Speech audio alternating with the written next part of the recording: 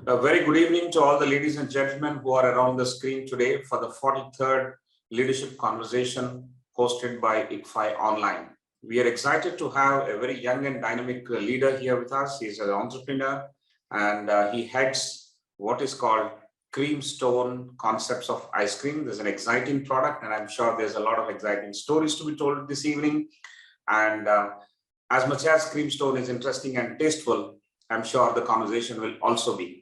So please look forward to having a wonderful conversation with him. And I welcome Mr. Viren Shah to this conversation. Namaste and welcome, Virenji. Yeah, hello, sir. Thank you for the introduction. Thank you. Thank you very much. Leaders like you who have achieved something very unique with your indulgence to have something very different. And that difference has become a very unique competitive advantage for you. And therefore, there is a huge success story that we are all looking at. I'm sure we are all glued. We are all interested in knowing more about your journey, your success, and the sensory branding strategies that you have adopted in making Cream-Stone Concepts a household name. What I will do is I will do a brief introduction of the speaker, and after that, we will keep it open for the discussion.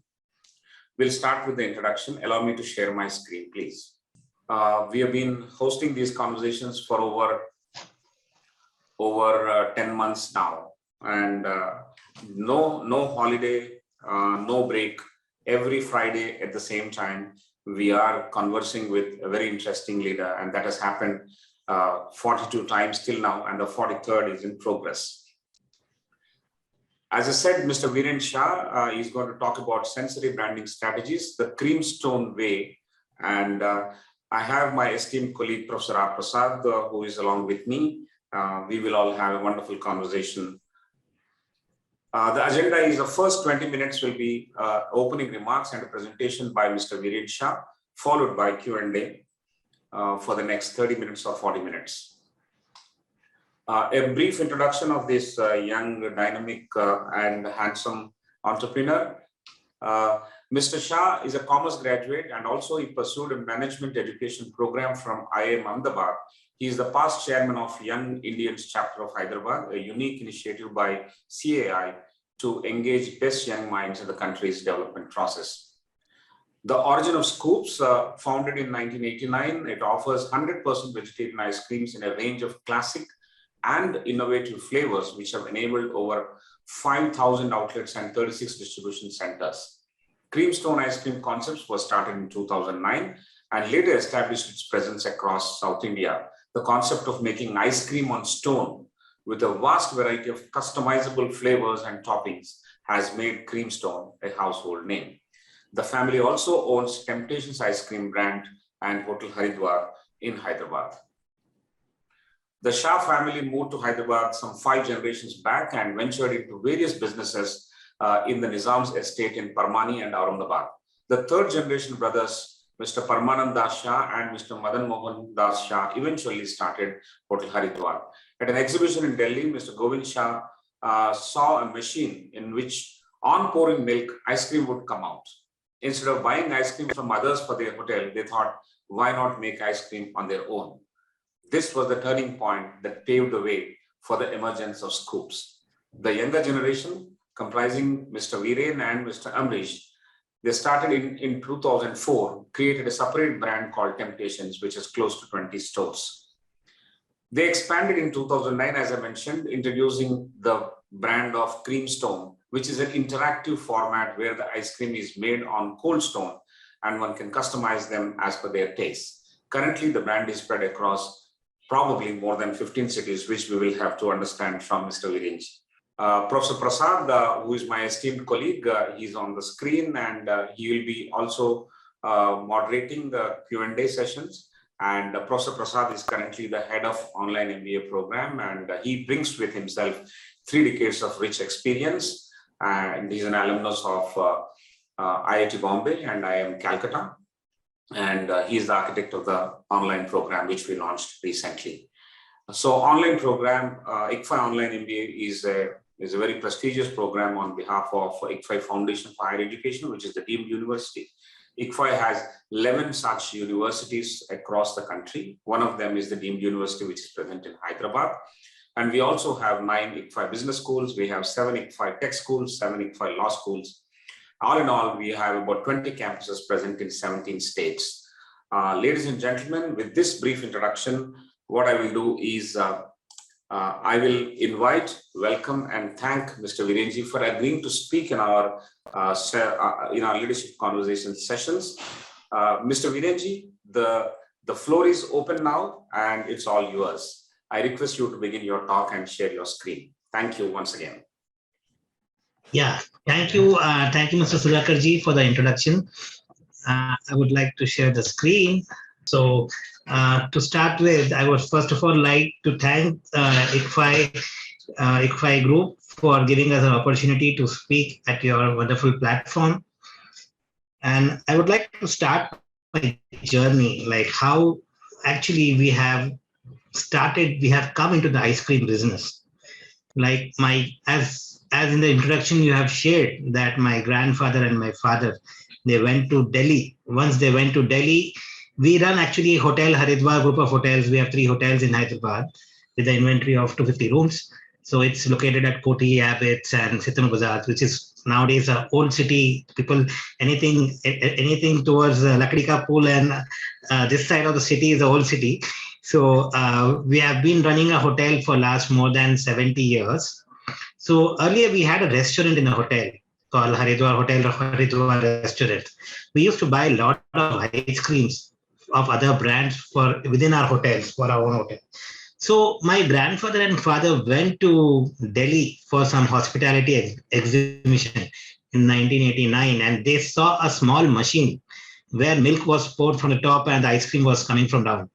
So they got really attracted towards it and they bought the machine. But over there in Delhi, they will tell one thing and they send one thing. So they told us, sir, you just pour milk from the top and the ice cream will come. And once they get the machine to Hyderabad, they started pouring a lot of milk, but nothing was coming out. So then again they booked the trunk call, and again they spoke to the vendor who has supplied the machine. And then he said, no, sir, that is a different kind of milk. You have to make a specialized milk with sugar, adding sugar and cream and everything. So from there, our journey started. So what to do? And ours is a very traditional Gujarati family. Once we are bought, so we have to use the machine. We just can't just keep a machine idle. So we found a vendor who can supply us a mix, who was supplying ice cream to us. We spoke to them and requested them to just give us a basic mix so that we can start making the ice cream. So he was a vendor and he started supplying mix to us, and slowly we were trying to innovate in many flavors within our hotel, that our ice creams got much more popular and people were asking for weddings and parties. We started supplying for parties, and slowly what happened is the vendor who was supplying us mix, he increased the price of mix, because almost whatever he was manufacturing, 50%, more than 50%, we were using his mix. We started increasing the share, increasing the rates of that. And then it was not viable for us to buy the mix. And that's how the scoops emerged. Then we spoke to the many vendors, and we took on board a couple of consultants, and we set up a small mini plant of ice cream in 1989. So the Scoops brand of ice cream was introduced in 1989 by the Haridwar Group as a strategy to introduce quality ice cream exclusively at the hotel, at our group of hotels.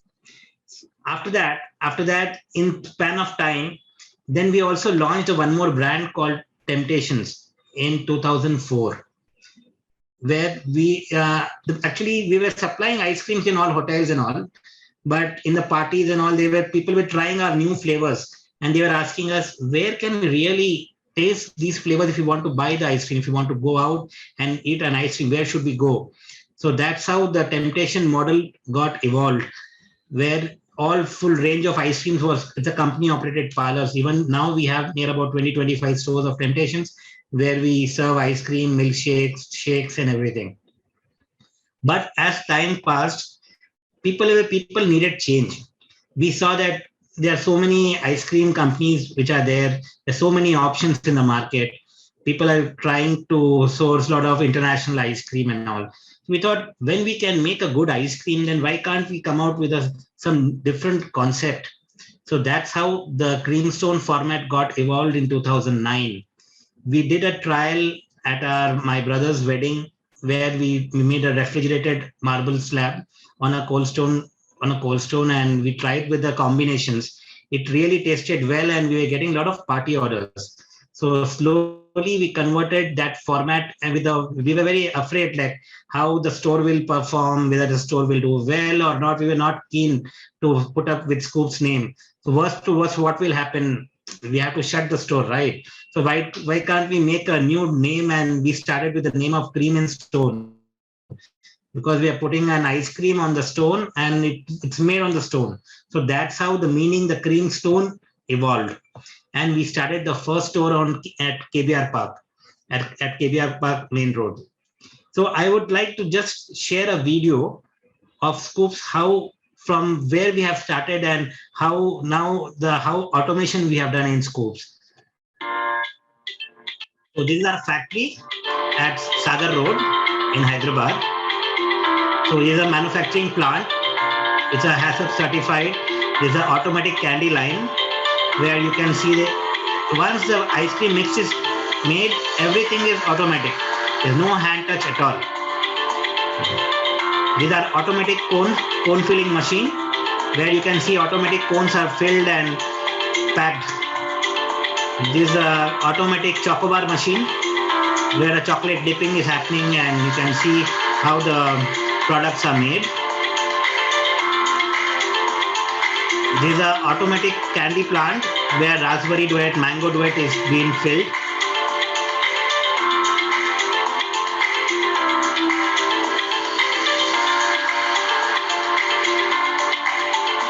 So here you can see how the lids are being pressed, how the totally cones are packed. There's an automatic line of sandwich machine. Live ice cream sandwiches are made in an automatic line.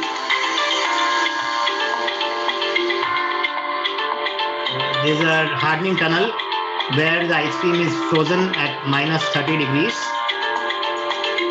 The packaging line, this is the ice cream sundae line.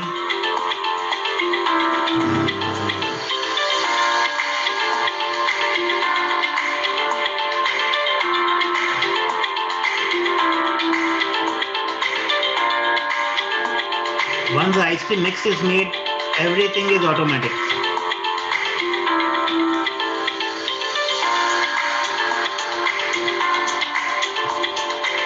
This is our lab where they do the microbiological count of every batch. Whatever the sourcing of milk and fresh cream and everything is tested. And based on the fat content only we pay to our vendors. This is HACCP certified factory. And these are logistic cold storage. You can see trucks of ice cream which is transported to the cold storage.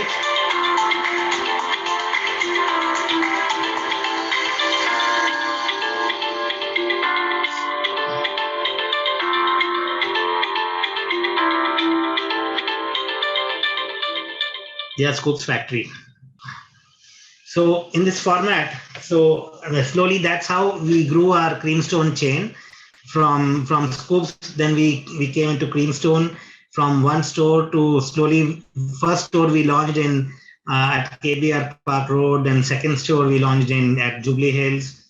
And slowly in course of time, from 2 to 3 to 4, then suddenly we were getting a lot of inquiries of Creamstone for giving franchising, and we would like to. Then we got we were a little overconfident.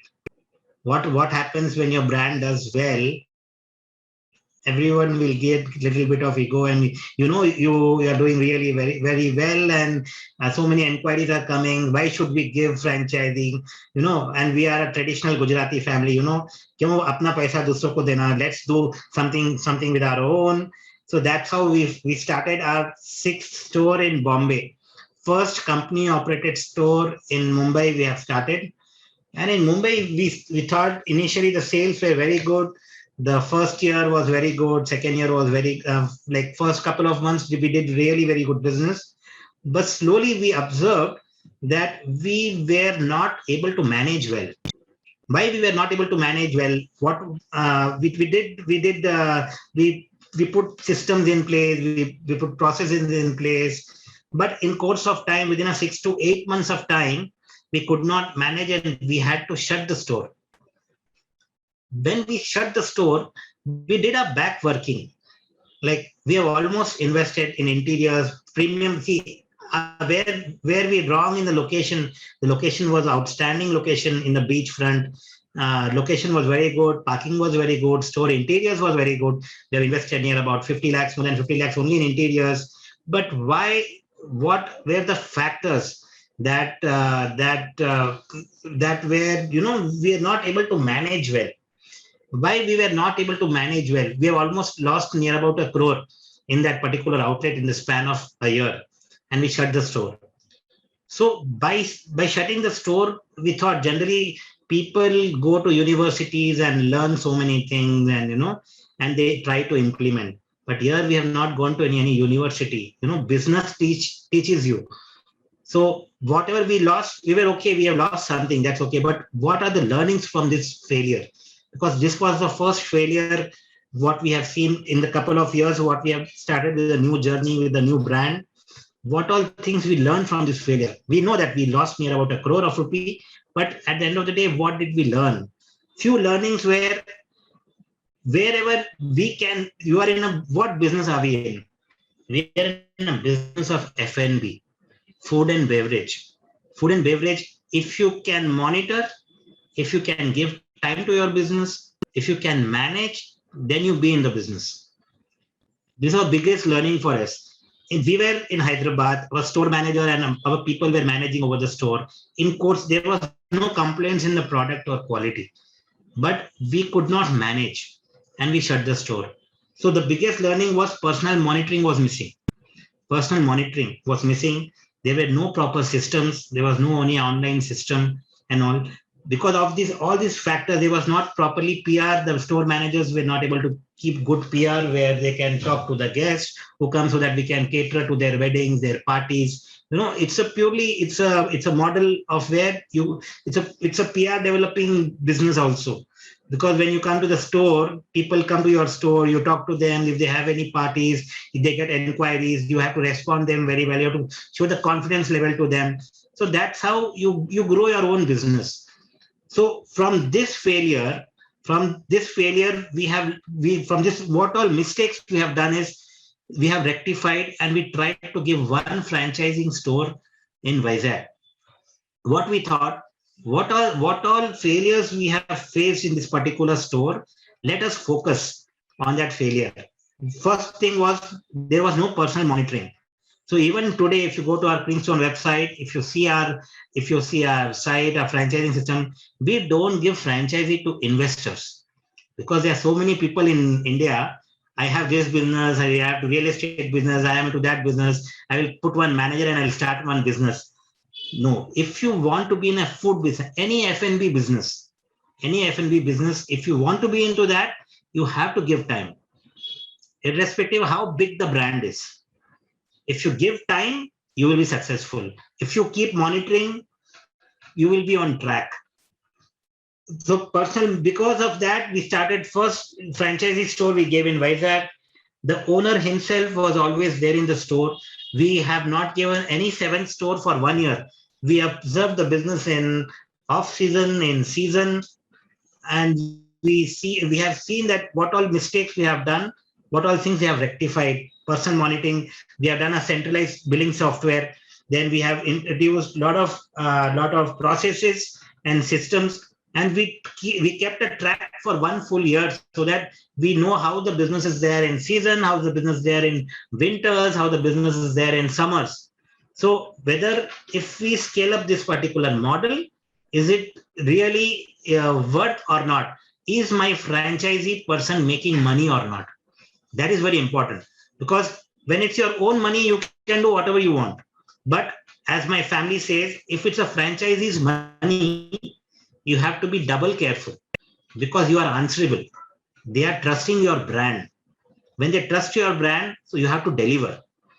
So that was the main purpose, and that's how from we were very successful from 6 stores to 7 to 10. Then we entered from one city to different cities, and today now we are there for more than 21 cities in India with near about 87 stores.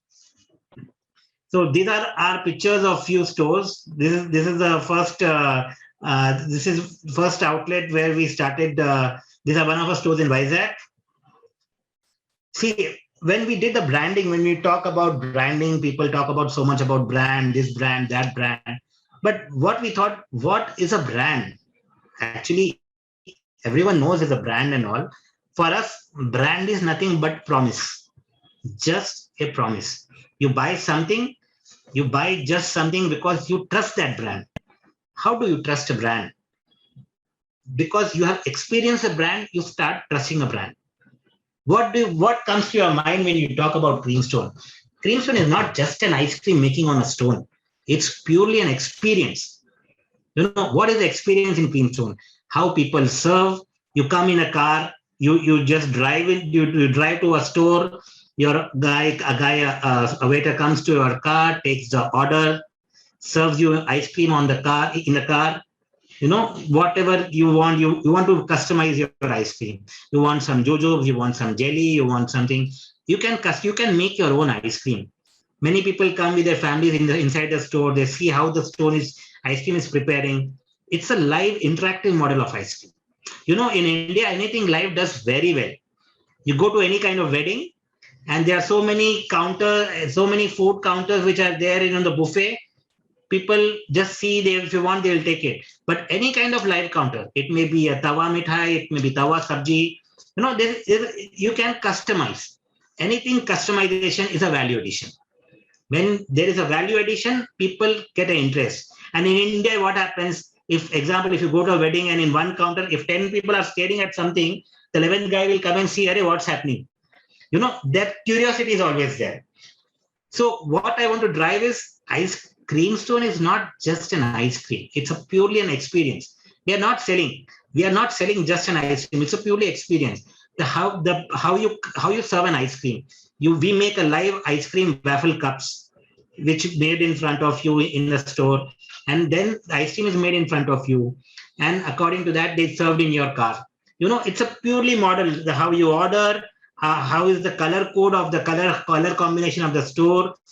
And color combination, we have kept all appealing colors in the store. You know, it's a purely food product, that to ice cream. No one decides in your example, if you're going to a mall, you are not deciding in your mind that you're going to have an ice cream in a mall. You know, you're going to buy something. You will be going to the food court. But purely ice cream is purely appealing. Jo dikhta hai, wo bikhta hai. So these are few of our stores, pictures. So this is our first franchisee outlet.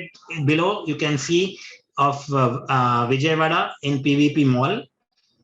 That was our turning point for giving franchisee system. These are Chennai stores.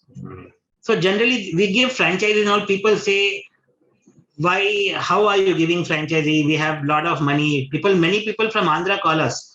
Sir, Maku lands unai, rental income unai, everything is there. My abbai ko business le do. Even if it is loss, it's okay to give me franchisee. We are very, very clear. That's the reason wherever you see, there are so many Creamstones open across India, but we have never shut our stores. Every store is an individual profit center, and it's a sustainable model. For me, I am not looking at valuation game. It sounds really very silly for everybody because it's not valuation game, because nowadays everybody, one store, two store, it does well. Within 1 year, we are planning to put up 20 stores and 20. Everything is number game in today's world. But we are very, very particular. We are not into number game. We are only into sustainable model stores. Whatever stores we want to open, we only want to open a sustainable stores. How are we successful in doing it? If I want to give a franchise, I don't give people from Vijayawada wants a franchise in Bangalore. They say one of my close friend is working in Bangalore. I will invest. He will manage in Bangalore. We don't give. We don't want investors. We want people who can own the store and run the store. Because once, if anybody is owning it, he's giving time to the business. Once he gives time to the business, means automatic business will grow. When you're giving time when you are giving time in your outlet, in your any outlet, it may be a food and beverage outlet, it may be, or you might be in a clothing business, you might be any kind of business. If you can give time to the business, if you can monitor, if you can track your business, definitely it will grow. So that's the reason we were very clear. We don't give franchises to any investors or anyone. We need full-timers. We don't give franchises to many joint ventures and partnerships also. Three friends are there. They wanted to put a store. They'll put up a store after 1 or 2 years. One partner wants to come out. And due to some obligation, illegal thing, the store will get shut. So what we do, whatever signing agreements and all we do, we had I will just share a case of Chennai. In Chennai, one of the landlords tells me, the right side of the store is not mine, left side of the store is not mine. Behind is a apartment building. In the store, if I want to put up an AC in the outlet, I will also need a place to keep an outdoor unit. Where do I keep the outdoor unit? Landlord says me, no, that's your lookout. You put it inside your store. Right side is not my shop. Left side is not my shop. Behind is the apartment thing, and the terrace is not. We don't have any rights. So what to do? So all these kind of challenges we face. So what we do, entire paperwork, and generally what happens in India, if you sign any agreement for 2-3 years, and if your store is doing really well, the 4th year you will not get renewal. Otherwise, your rent will go double. So always we try to do, whenever you are signing, if you are doing any kind of business, you want to enter into any kind of business, something, sign for minimum 9 years. Don't sign less than 9 years. And whenever you want to vacate, you give 3 months notice and vacate. But a commitment has to be there from the landlord side. Because generally that's a very common thing in India. You people invest so much and you invest so much, then your stores are doing really well. And again, the landlord eyes will go blank and he says, no, I don't want to renew I want the property for some other issue and something, and they wanted to take back the property. So why I'm sharing all these things, that these are all personal mistakes what we have done. The first KBR store, even for myself, we were not knowing how the Creamstone the brand will evolve in course of time. We signed it only for 3 years. And again, the 4th year, my rent got doubled because the agreement was not for a long term. Then again, after 3 years, again, rent got double. You will not believe today I'm paying 500 rupees a square feet. It will sound very silly to you, but it's 500 rupees a square feet. I'm paying a rent for such a small outlet. But we have learned from it. After that, we take all properties for 9 years and all. So at the end of the day, what I would like to share is, nowadays people talk about F&B business. Everyone wants to do some kind of startup. They're coming out of the college and they want to do something. There are so many entrepreneurs who want to start their own businesses. They want to do some kind of thing. But at the same time, many times what happens, location plays a very important role, especially for food business. Today, I am in ice cream business. Tomorrow, you might be in a restaurant business or any kind of business. If you ask me, what are the 5 most important things you should always keep in your mind before venturing into any kind of F&B business? So for myself, the 5 most important things are only location. Location, location, location, and location. A proper parking, proper frontage of a store, proper location is very important for food and beverage industry.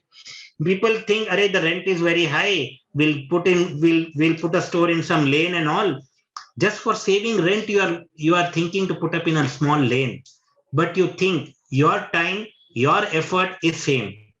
Your investment is same. Your time is same. Your salaries are same. Your electricity cost is same. But only rental difference is there. So always go for high street locations. We know that it might not be viable initially, but later it will be really viable, because today businesses works on location. A very good brand with a bad location will not do well. I have many examples. For many of you are from Hyderabad. There's a place called Abbott's. World famous brand, McDonald's. Opened a store in Abbott's. Wrong location. A brand like McDonald's, wrong location, there is no parking. They shut. A brand like KFC opened. opened in Abbott's, opposite to SVH. They recently shut. No parking, it's on the signal. Such a powerful brand. McDonald's, KFC. Who are we? We are just an Indian brand. It's a multinational. Such a powerful brand with wrong location, they failed. If you have a very, very good location, average brand will also do very well. So if anyone wants to venture out into any kind of F&B business, location plays a very, very important role. So these are few of our stores which are there in Hyderabad, Bangalore, Chennai. Recently, we opened in Delhi as well. Delhi, Visakhapatnam. We are there in many parts of Pune, Indore, Raipur, Nagpur, Aurangabad. In our factories, we have also, generally when you talk about branding and all, so ours is purely F&B business and food. When you talk about food, the hazard standards and all has to be very high, because nowadays the biggest university in India is the WhatsApp university. Something happened in some store, one cockroach here and there, one video recording and forward, multiple forwards. Brands which are built across the years, just with the WhatsApp forwards, overnight it gets vanished. The brands get vanished. So nowadays F&B is so important, and the WhatsApp university is so powerful that you have to be very careful with what are you manufacturing. So recently our company has also gone for Z certification, that is zero defect, zero effect. And we are the only company in Telangana in food and beverage industry with the highest standards. And the government of Telangana, like KTR as well as Jayesh, they have honored us from the central government. We have got this Z certification for our Scoops as well as Creamstone company. When we talk about a lot of branding, see, हम तो Gujarati company है sir. We don't खर्चा नहीं करते. We do very, very less. Have you ever seen any Creamstone hoardings? Have you ever seen any newspaper articles? Newspaper ads? You will never see. What we do, हम खर्चा करते हैं, सोच समझ के करते. How did the brand evolve? We have not done any marketing. We're not doing any Facebook promotion initially when we launched. Then what did we do that? How did the brand got evolved? When I talk about branding, we have done 2-3 things. We have always focused on 2-3 things. Number one, we did a lot of promotions through movies. What happens when any movie gets released? So for promoting the movies, all film stars and celebrities come to your city. So there are many people who do this joint venture kind of thing. If I want to call Ayushmann Khurrana, here in the picture you can see Ayushmann Khurrana, you can see Vidya Balan, you can see so many other actors. If I want to call them, not even them, they are to Bollywood. From only for Hyderabad guys, if I want to call, they charge 10 lakhs, 15 lakhs, 20 lakhs. For me, I will think, my 30-40 lakhs, I can open one more store. Why should I give to one actor? So we do a tie-up. We just pay a lakh or so for a movie promotion. We also promote in all our stores. Anyhow, they are coming here. So we also want to promote their movie and we do a movie collaboration. Just by paying 1 or 2 lakhs, we do movie collaboration. We call the entire media. We make them to come to our store, make a live ice cream. And next day, all the newspaper write about how they're making ice cream, how they're eating ice cream. And that's how the Creamstone got featured in many newspapers. If I want to give a small ad in Inadu, it will cost me 1 lakh or 2 lakhs. But half of page articles come. If I call people like this, ads nobody will read. Articles everybody will read. That too with Bollywood stars and having ice cream and all. That enhances the image of the brand. That's how that was one of our approach. So if you see many articles, lot of articles, we have only taken model of articles. We do kind of events, doing some kind of events and calling the media and all, because ads generally people read, people might not read, but articles people love to read because it's not paid.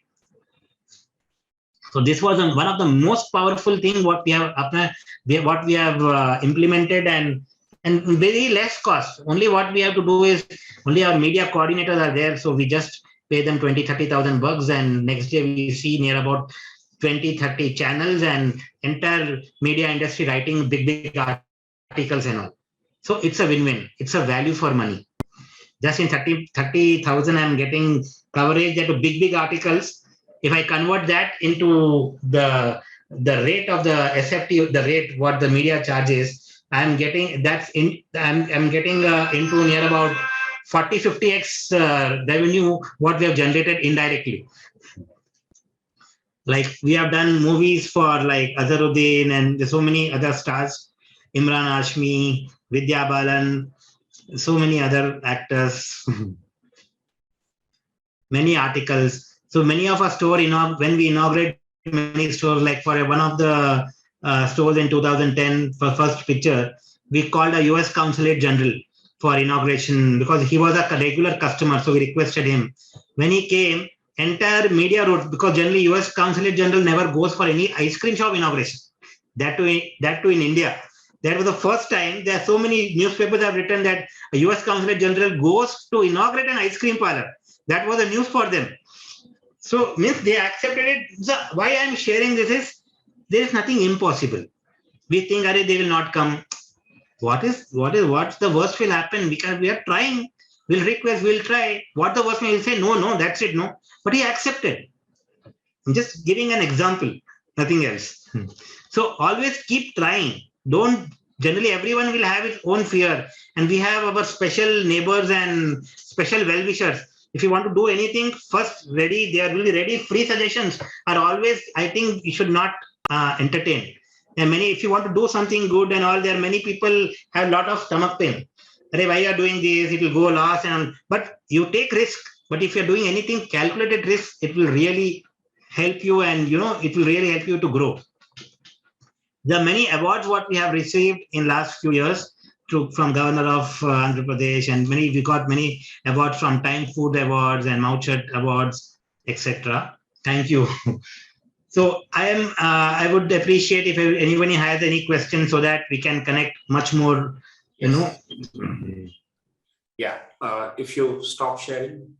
Yeah. Yes.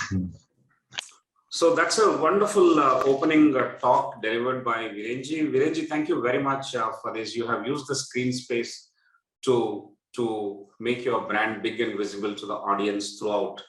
And given a chance, I'm sure you would like to keep the screen like that only and then continue the conversation. I have understood you completely now.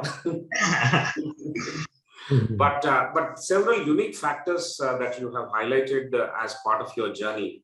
A traditional Gujarati family, how entrepreneurial that you can get, and what kind of risk that you'll always take, is also coupled with the agility and the lessons that you have been learning when the third generation, fourth generation got into the business.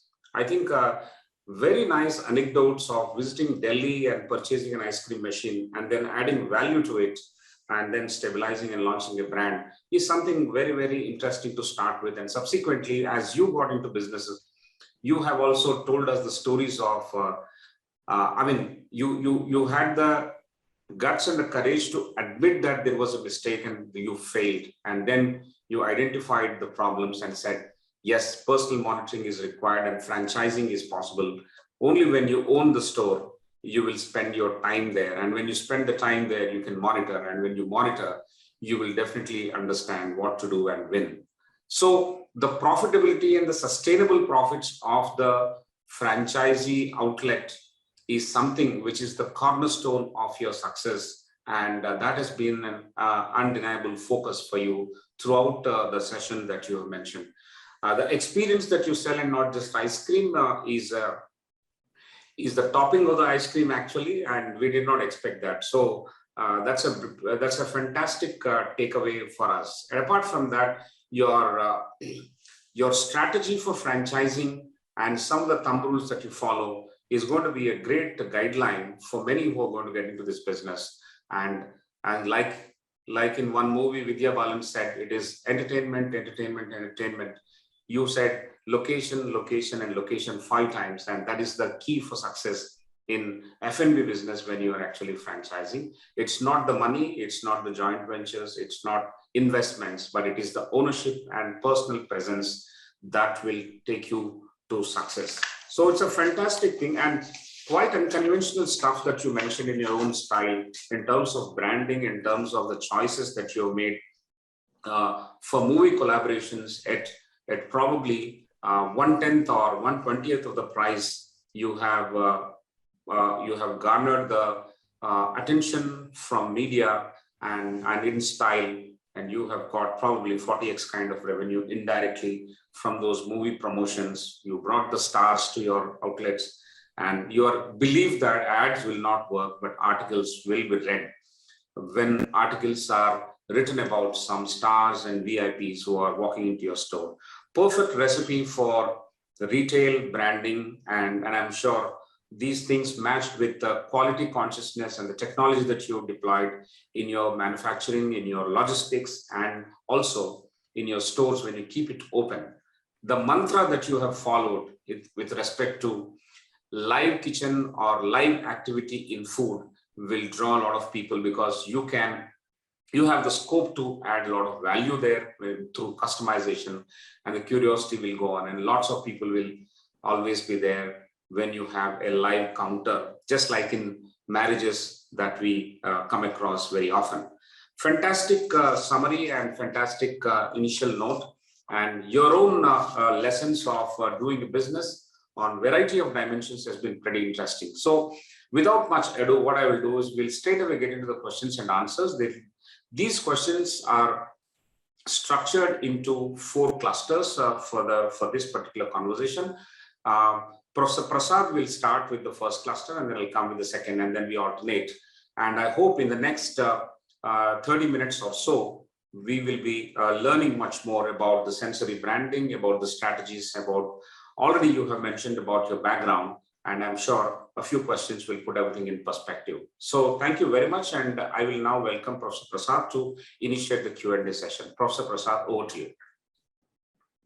Thank you, Professor Rao. I think, there's a lot of very talented, raw entrepreneurial spirit which is being seen. I think some points have already been mentioned, and I'm sure we'll get to know a lot more as the conversation continues. I think from an overall point of view, one of the first things that I could note down is that what business are you in? It's a very critical question. It has often been asked by top management consultants, and I think it's a very, very fundamental question. What business are you in? And I think that's a very important takeaway you had, particularly when you met up with issues at Mumbai. And the second thing that I could take out from this at a slightly more abstracted level is the principles and values that you followed, which are specific to your business, which may not be followed by other business. So some of them, which I could see, is what you look for in a franchisee. I think that the franchisee needs to be there. He needs to be monitoring. He needs to be the owner. There cannot be more than one owner. I think one is that. And then you have talked about the customer, the location where the customer's convenience is looked at, the customer experience is looked at. So some points have started coming in what we see as values which are specific to the Creamstone way of doing things. So I now open up the first question, which is connected. You belong to a business family, and you have, as you have mentioned multiple times, it's a very traditional Gujarati business family.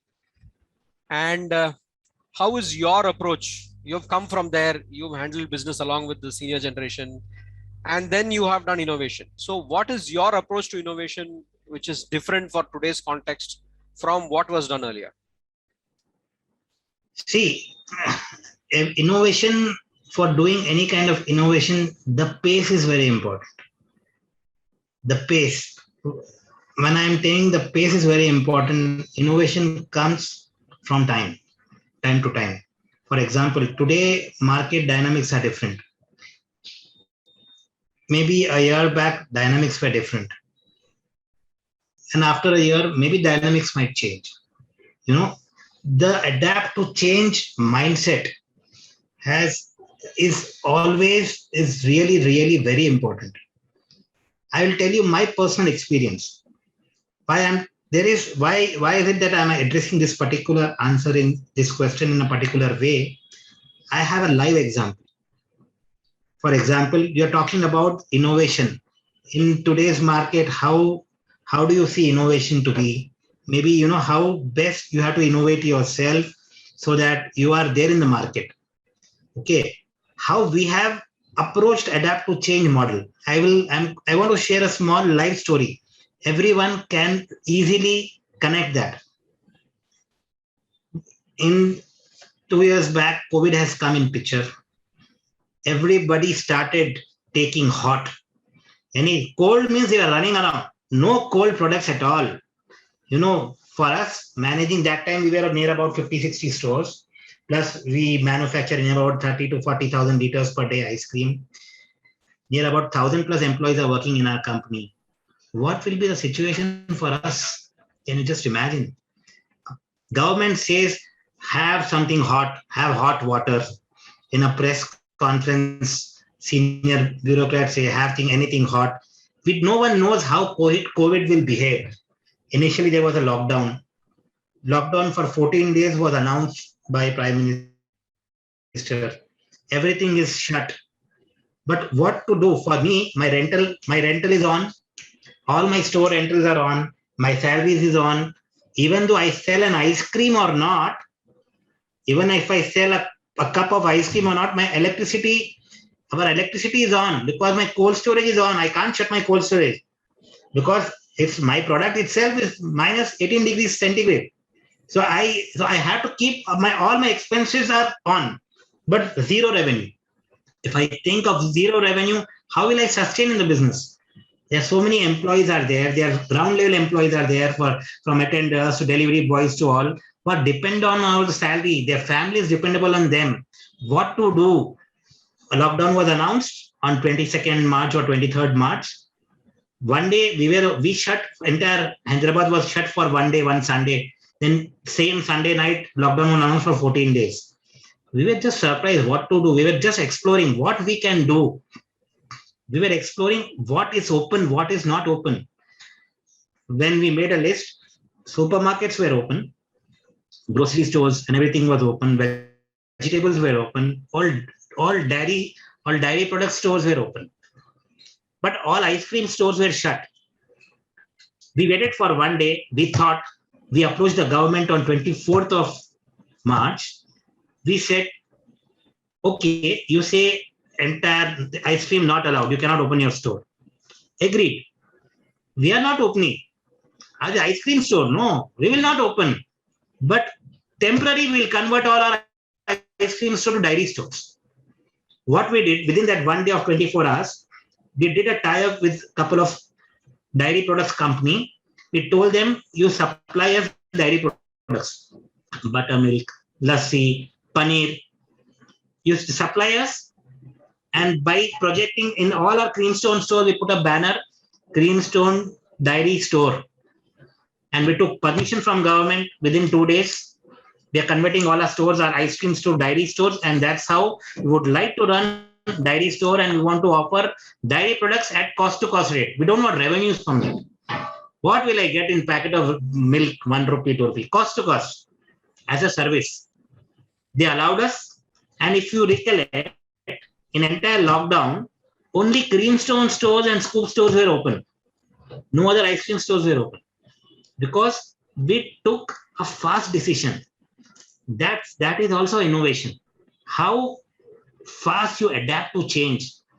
Nothing is like always the same like streamlined thing. Challenges will come. That is one of the challenge. How you adapt to that challenge is important. How the way you think. Why it's not possible. If I think, array, ice cream is closed, none of the ice cream stores are open. Why will I get permission? I will not get. I would have just shut my store for 2 months. Who knew that 14 days will again continue to additional 14 days and again 14 days, again 14 days. No one is aware of that. But because we have taken the decision that in peak summer, we got a permission to supply ice cream to our stores because we converted all our ice cream stores to dairy stores. At the same time, we were not present in Ratnadeep supermarkets and other supermarkets. Because none of the ice cream guys were able to supply them, we took it as an opportunity. See, hey, entire Hyderabad is going to supermarkets. There is no supply of supermarkets. There is no ice cream supply in supermarkets. This is an opportunity. because you have got a dairy store permission. Let's go and supply in all supermarkets. We did a tie-up in all supermarkets during lockdown time. When entire Hyderabad ice cream stores were shut, we are doing tie-ups and we started our business and we did really very well. So why I'm sharing this example is challenges will come every day. Everyone will face a challenge. The positive attitude is important. The adapt to change attitude is important. And that's how this is a live example I'm sharing. I don't know how many of there are few people in the room, and if you recollect, only Creamstone stores were open, and that's how people were surprised. How come Creamstone is open and all of the stores are shut? But this is the background what I'm sharing. Thank you. Thank you. I think you have highlighted 2 points. First is that the attitude of converting a challenge into an opportunity. And that is about how you read the challenge. I think you read it in a very different way than from all the other ice cream brands. And the second is the agility you displayed in order to change and move over into that particular model. So your agility was very high, and which is a very, very important business value.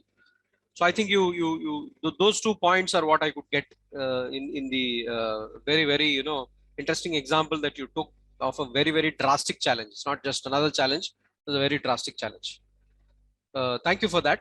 I think that's very Continue, please. At the same time, one should have courage to take a fast decision during crisis. That is also equally very important. Because of that crisis, we had the courage to take the decision of converting to dairy store for temporary. Because of that, we have generated revenue for our employees as well as for a company for paying all our fixed expenses. So this is also equally the adapt to change attitude, the courage to take decision, because many times we ask 100 people, but ask your own heart, what do you really feel? And generally you should go ahead accordingly. The pace of making a decision is also equally important. Absolutely. I think, this courage issue is also a very important issue. And here I can recollect, your point earlier about that you asked the Consul General, at best what happens, he will refuse.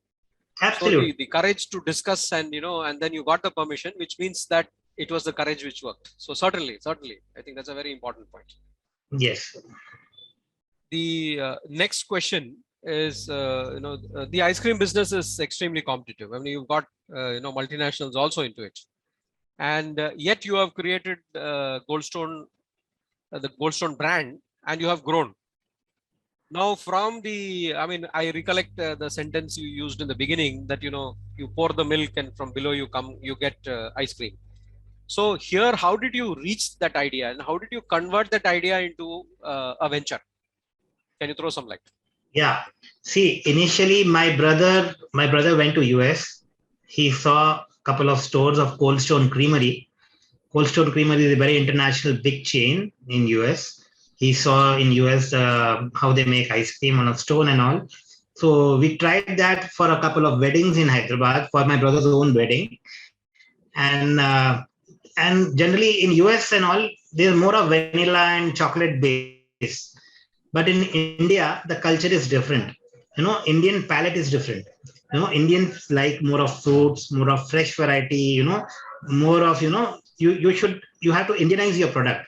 Even the big brands like McDonald's and all, when they come to India, they Indianize their product. What you get in Indian McDonald's, you will not get that in US or maybe in different countries. You have to match that kind of taste. So that's how when you have seen, then we tried making first store of Creamstone. And now we have to train the guys. We don't know how to make an ice cream.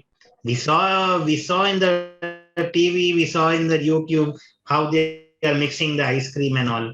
So what we did is we put up a screen in our hotel Haridwar. We put one screen.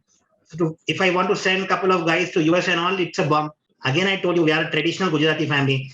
Kisko bhijayenge? If we send one guy, 1-2 managers, it will cost like 3-4 lakhs, 5 lakhs minimum. We are very calculative.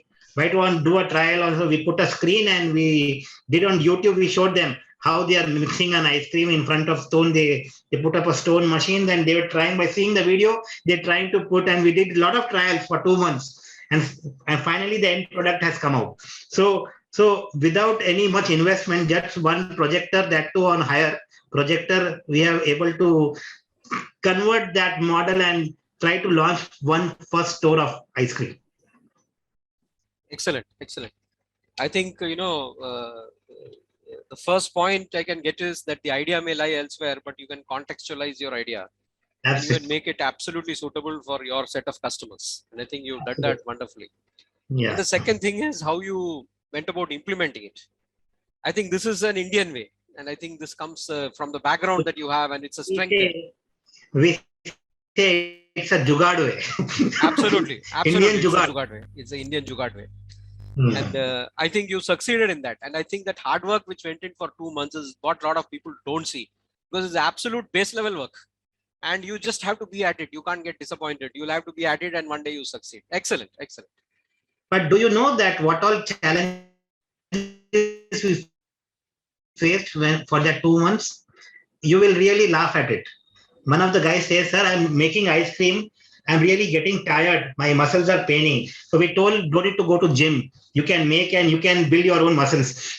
This was one of the questions what couple of our team members they so nowadays also what we do every an hour and 1.5 hours, 2 hours, there's a shift in the stone. The stone guys keep on shuffling because it's really hard when you make on the stone. The ice cream is hard. You put ingredients, you chop it, and you put it in an ice cream cup and give, and the store is more busy, means more hard work for them. So we have regular relievers for the people who are making on the stone. I think your communication and way of interpretation and the way you handle your internal team members when they did not see the end of the tunnel with light, and you are able to see that, envision that at least in your mind. I think that also is a contributor here. Yeah.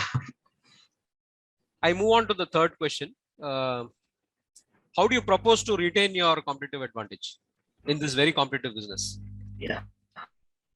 So this is a very, very valid question, sir. Once our stores were doing well, there are so many different stones have cropped up in the city. There was, I don't want to name few, but everyone knows that there's so many stone ice cream parlor. And for a few years, we have seen any ice cream parlor, they want to put a stone. They buy ice cream either from any brand and they make an ice cream on a stone. But their ice cream doesn't taste well. They're not successful. Why? None of them is a manufacturer of ice cream. Everyone are retailers. And the ice cream, what we manufacture for stone, the product itself is different. It is not a regular Scoops ice cream. What I take a Scoops ice cream bulk and put it on a stone and make an ice cream, that ice cream will never taste well. Because in a stone, you are chopping an ice cream. Ice cream has its particular characteristics. It has its features. The ice cream which has to be manufactured for the stone, the product itself is different. So, and we ourselves are manufacturers. Everything depends. Generally, if you take anything, it may be a clothing business, it may be food business, it may be any kind of business. What kind of quality of ingredients you use, your end product will also come out like that. If you are using local ingredients, local product will come out. If you are using all very good high quality of ingredients, high quality of ice cream will come out. So that is where there's a difference. See, you will get a Scoops 1 liter for near about what, maybe for 200 bucks, and Creamstone, you get a cup of ice cream for 150 bucks. There is a difference of quality. How you pay, you get a quality. So what I want to drive is, how do I keep different from others is, none of the other brands are manufacturers. You can't just buy any packaged product and put on a stone and put some ingredient and give an ice cream. It will not come out because it's that ice cream is not designed for the stone ice cream. These are the biggest people who don't understand it all. So the product which goes on the stone ice cream, the product itself is different. And we are manufacturers. They're not manufacturers, not now, from 2009. In 1989, we don't understand any other business, but we understand ice cream, the ice cream texture, how the texture comes, what kind of ingredient, what kind of combination goes well. And we innovate also. keep on every new flavors, we keep on innovating. Like Kala Jamun season, we put up a Kala Jamun, we have a sourcing pulp, we source Kala Jamun, the pulper machine, all seeds get separated, the pulp gets separated. We add pulp and make live ice cream for Sitapal, for Kala Jamun and all this. No, all this innovation thing don't do. Why we are talking about all this still? The live example in Hyderabad. My store is there and an international chain, Cold Stone Creamery is next door. Just next door to me in KBR Park. You see the crowd, how is this here? See the crowd over there. They are international type, like maybe a corporate style, same vanilla, chocolate. But we have Indianized our product. What customers like, what is the liking? People need more of fruits. Nowadays people like less of sugar. They don't appreciate more of sugar. We are customizing and we are keep on innovating. That is the difference. I think there is good insight in the response. I think the first thing that you mentioned is that you're a manufacturer, and that is not there with all others who try to compete. And that your core competence, a very larger level, you have core competency. I think that core competency is not easily gainable by somebody else unless they have done all that. And I think the very differentiating element of your core competency is the Indian angle of it, where you have far more experience than maybe some other multinational who may come in but may not have the Indian experience. And I think also the third dimension which came in was the product design. I think your core product, and particularly for a premium product, your product has to be extremely strong. If it is easily copyable, then others will go about doing it, and so that's not so easily copyable. I think all these put together, I think you have certainly built up something which is sustainable and is not very easily. Entry barrier is not as easy as it can be thought out. Thank you very much. I think last question in this cluster is, it's a bit personal. It is about, what keeps you inspired? You've held a lot of challenges. You've seen different things. What keeps you inspired in this journey of change? The daily, whatever challenges, see, if you don't face challenge, you will really get sick. And, the inspiring thing is only one thing is you should get challenges. You should get competition. Then only our brain starts thinking. What next? What next is important? The inspiration comes from when there is a competition. The inspiration comes from when you want to do something new, you want to create something new. It is there that sparkle is always important. We get our inspiration from challenges. Why can't we do it when others can do it? Why not we? Why can't we do it? We can do it. When they can do it, why not we? I think as someone said, the problems or challenges are the food of champions. I'm not using the right language, but there is a very popular quote that way. And I think you brought it right into the center of the way you look at things. Thank you very much. I move on to the next cluster and I hand it back to Professor Sudhakar Rao for that. No, thank you very much. Thank you very much. I think contrary to what I imagined, there are many more stories and anecdotes with you, which you keep on sharing with us. And that gets the level up in terms of the curiosity and interest for the audience. Thank you very much, Virenji, for holding our attention like this. I'll now move to a cluster which is going to talk about sensory branding, and that's the core of the message today. So can you explain to us in simple language what is this sensory branding, and what are the sensory branding strategies that you have used in your business, especially in your Creamstone concepts outlets? Sensory branding for me is an emotional connect. Generally, every brand has emotions. You take any brand, each and every brand has their emotional concepts. It may be rooted in human perception, through emotions, through beliefs, through attitudes, or maybe there are so many different things. For a brand like Creamstone, if you meet so many people, many people get married and all. It only take, you are from Creamstone, okay. Our courtship period, we used to go to Creamstone, we used to have ice cream, we used to sit in the car, hang around for 20-30 minutes, or your guy used to come. They have emotional bonding. It's an emotional connect. Ice cream is not just an ice cream. You're just going to a store and just taking one candy or a cone and eating and just pushing off. Creamstone has its own way. It's a purely experience model. You go there, you sit in the car, a guy comes to your car, he takes the order, then you give instruction in the car, I want something on this, I don't want nuts, I want something on chocolate, and this thing. So, there are so many things, and the way the store is done up, the way the outdoor sit out is there, the way the brand colors are there, because it's an ice cream brand, we have used a lot of pastel shades of pink and different while designing the branding. So there is a color combination is added, the experience model is added, the service mode, the customization of ice cream, the presentation, how you give ice cream.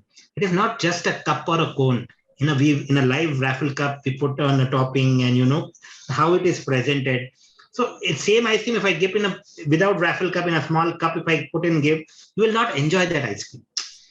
Every brand has their own style of serving, and so it is not Creamstone way. Is not just putting one ice cream in a cup and giving. It's an overall experience. I don't sell ice cream in Creamstone. In Scoops, I sell ice cream. In Creamstone, I sell experience. People come for experience. That's the reason I'm taking 1,000, 1,500 rupees square feet stores and all. That was just for selling an ice cream. I just need a small counter. That's it. Like how we put up in a mall outlets. In a mall outlet, it's just a counter, but it's an experience base. So for me, sensory branding is all about, there's so many factors. It's not only A plus 1 plus 1 is equal to 2, nothing like that. There are so many, there are so many concepts, like there's the emotional connect, there is human perception, how you perceive your brand, how the emotional attachment is there, what is the belief is there, how the attitudes is there. Everything counts for me as a sensational ice cream parlor. Wonderful. I think in a very brief and succinct manner, you have talked about the evolving needs of the consumer behavior. So you keep your finger on the pulse of the consumer, continuously studying them, and therefore you would like to track their perception and try and attract them accordingly. Create emotional stuff by having memories, occasions, and then that whole experience that you give through color and the space and the layout. And that is what is all about sensory branding, appealing to various senses of the consumer as required, because the profile of the consumers is changing, and that's a very, very interesting factor. Second thing that you mentioned, which is very bold and interesting, is the fact that you sell ice cream in your Scoops, but you sell experience in your Creamstone outlets. I mean, you are not only differentiated yourselves from the rest of the ice cream brands, but you're also very consciously differentiating yourself from your own home brands. So that's very good. That's very good. So what is the scope of sensory branding? See, sensory branding has now come and it is essential. We have understood it is very critical, and the way you have done is also explained. Now, help us understand what is the scope of this sensory branding when it is virtual platforms? Because you still will have to create that curiosity, and the mind has to be made up for your brand even before they start. Not everything can be impulse in a brand like, say, Creamstone. So how do you extend the scope of these sensory branding strategies through virtual platforms? Yeah, so there are so many virtual platforms. For example, take Swiggy itself.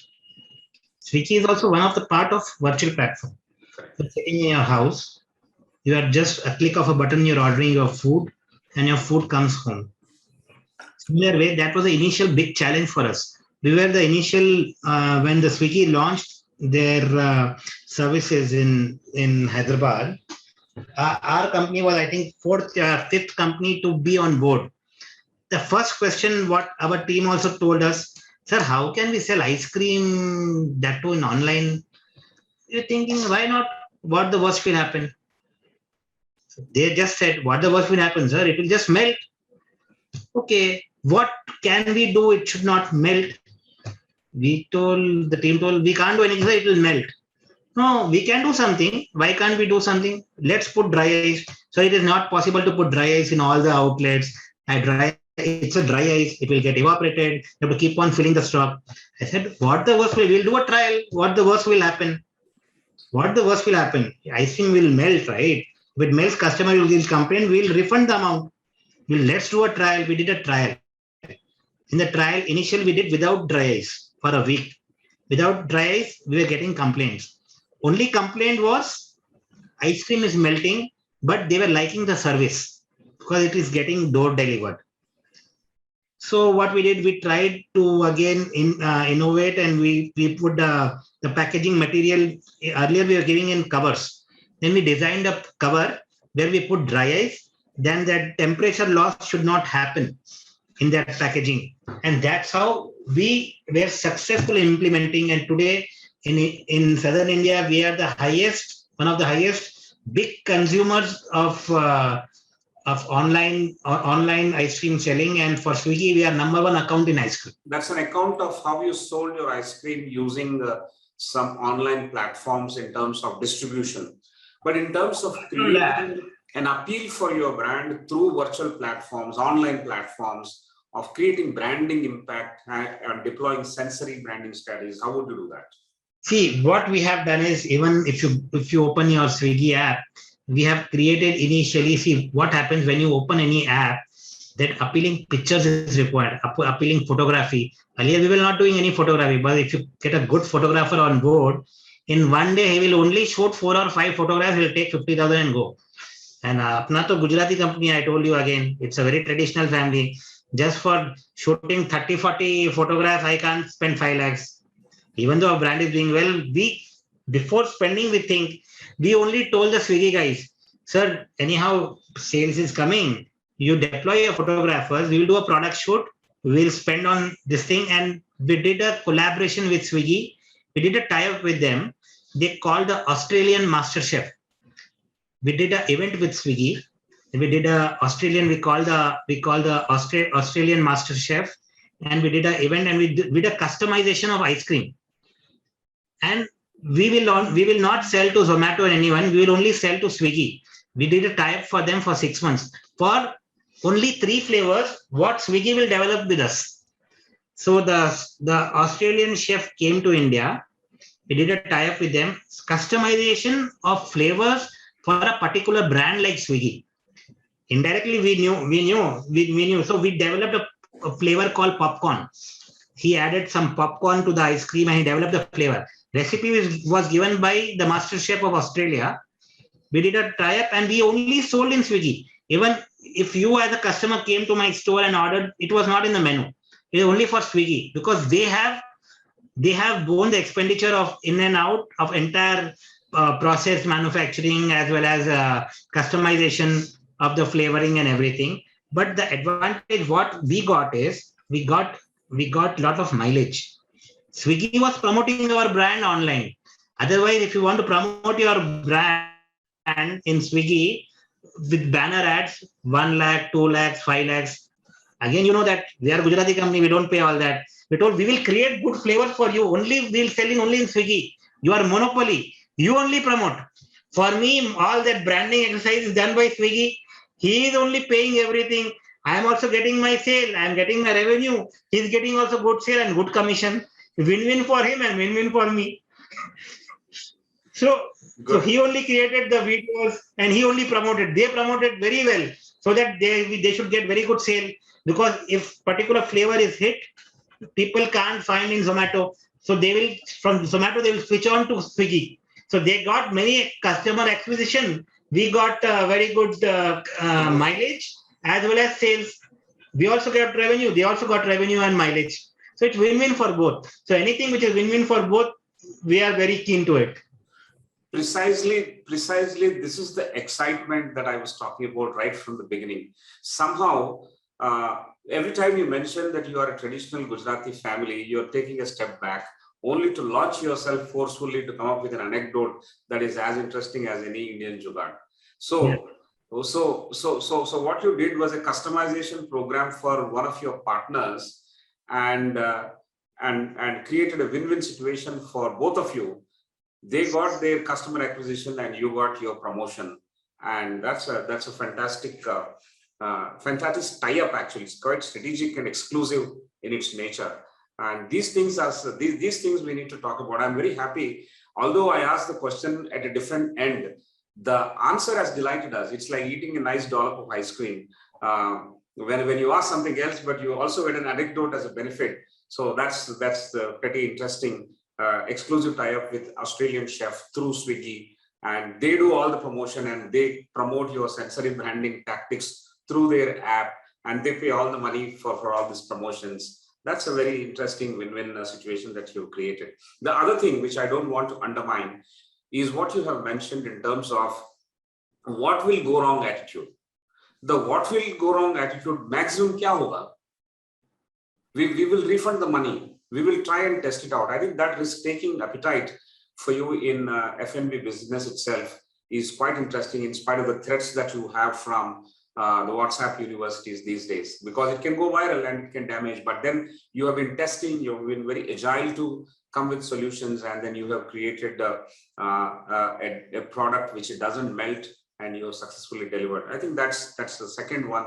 And that experience itself will create the word of mouth. So you have done that in worst of the times for best of the experiences that one can desire for. That's a very, very interesting point that you mentioned. So from here, one more small question on sensory branding, and then we'll go to the business aspects. That is, what do you think will be the constraints to adopt sensory branding for startups? You are a well-established organization, you're not a startup, and your thinking is very, very different and agile. But for startups, they also require sensory branding. What do you think will be the constraints for them? See, for sensory branding for startups, again, it depends on what kind of product line they are there. For example, if there is any kind of startup which is into F&B space, for F&B space in sensory branding, again, I added, like when I started my journey for Creamstone, it is not only one particular aspect. So this is your question, this is your answer. It's nothing like that. It is not like 1 + 1 is equal to 2. It has evolved.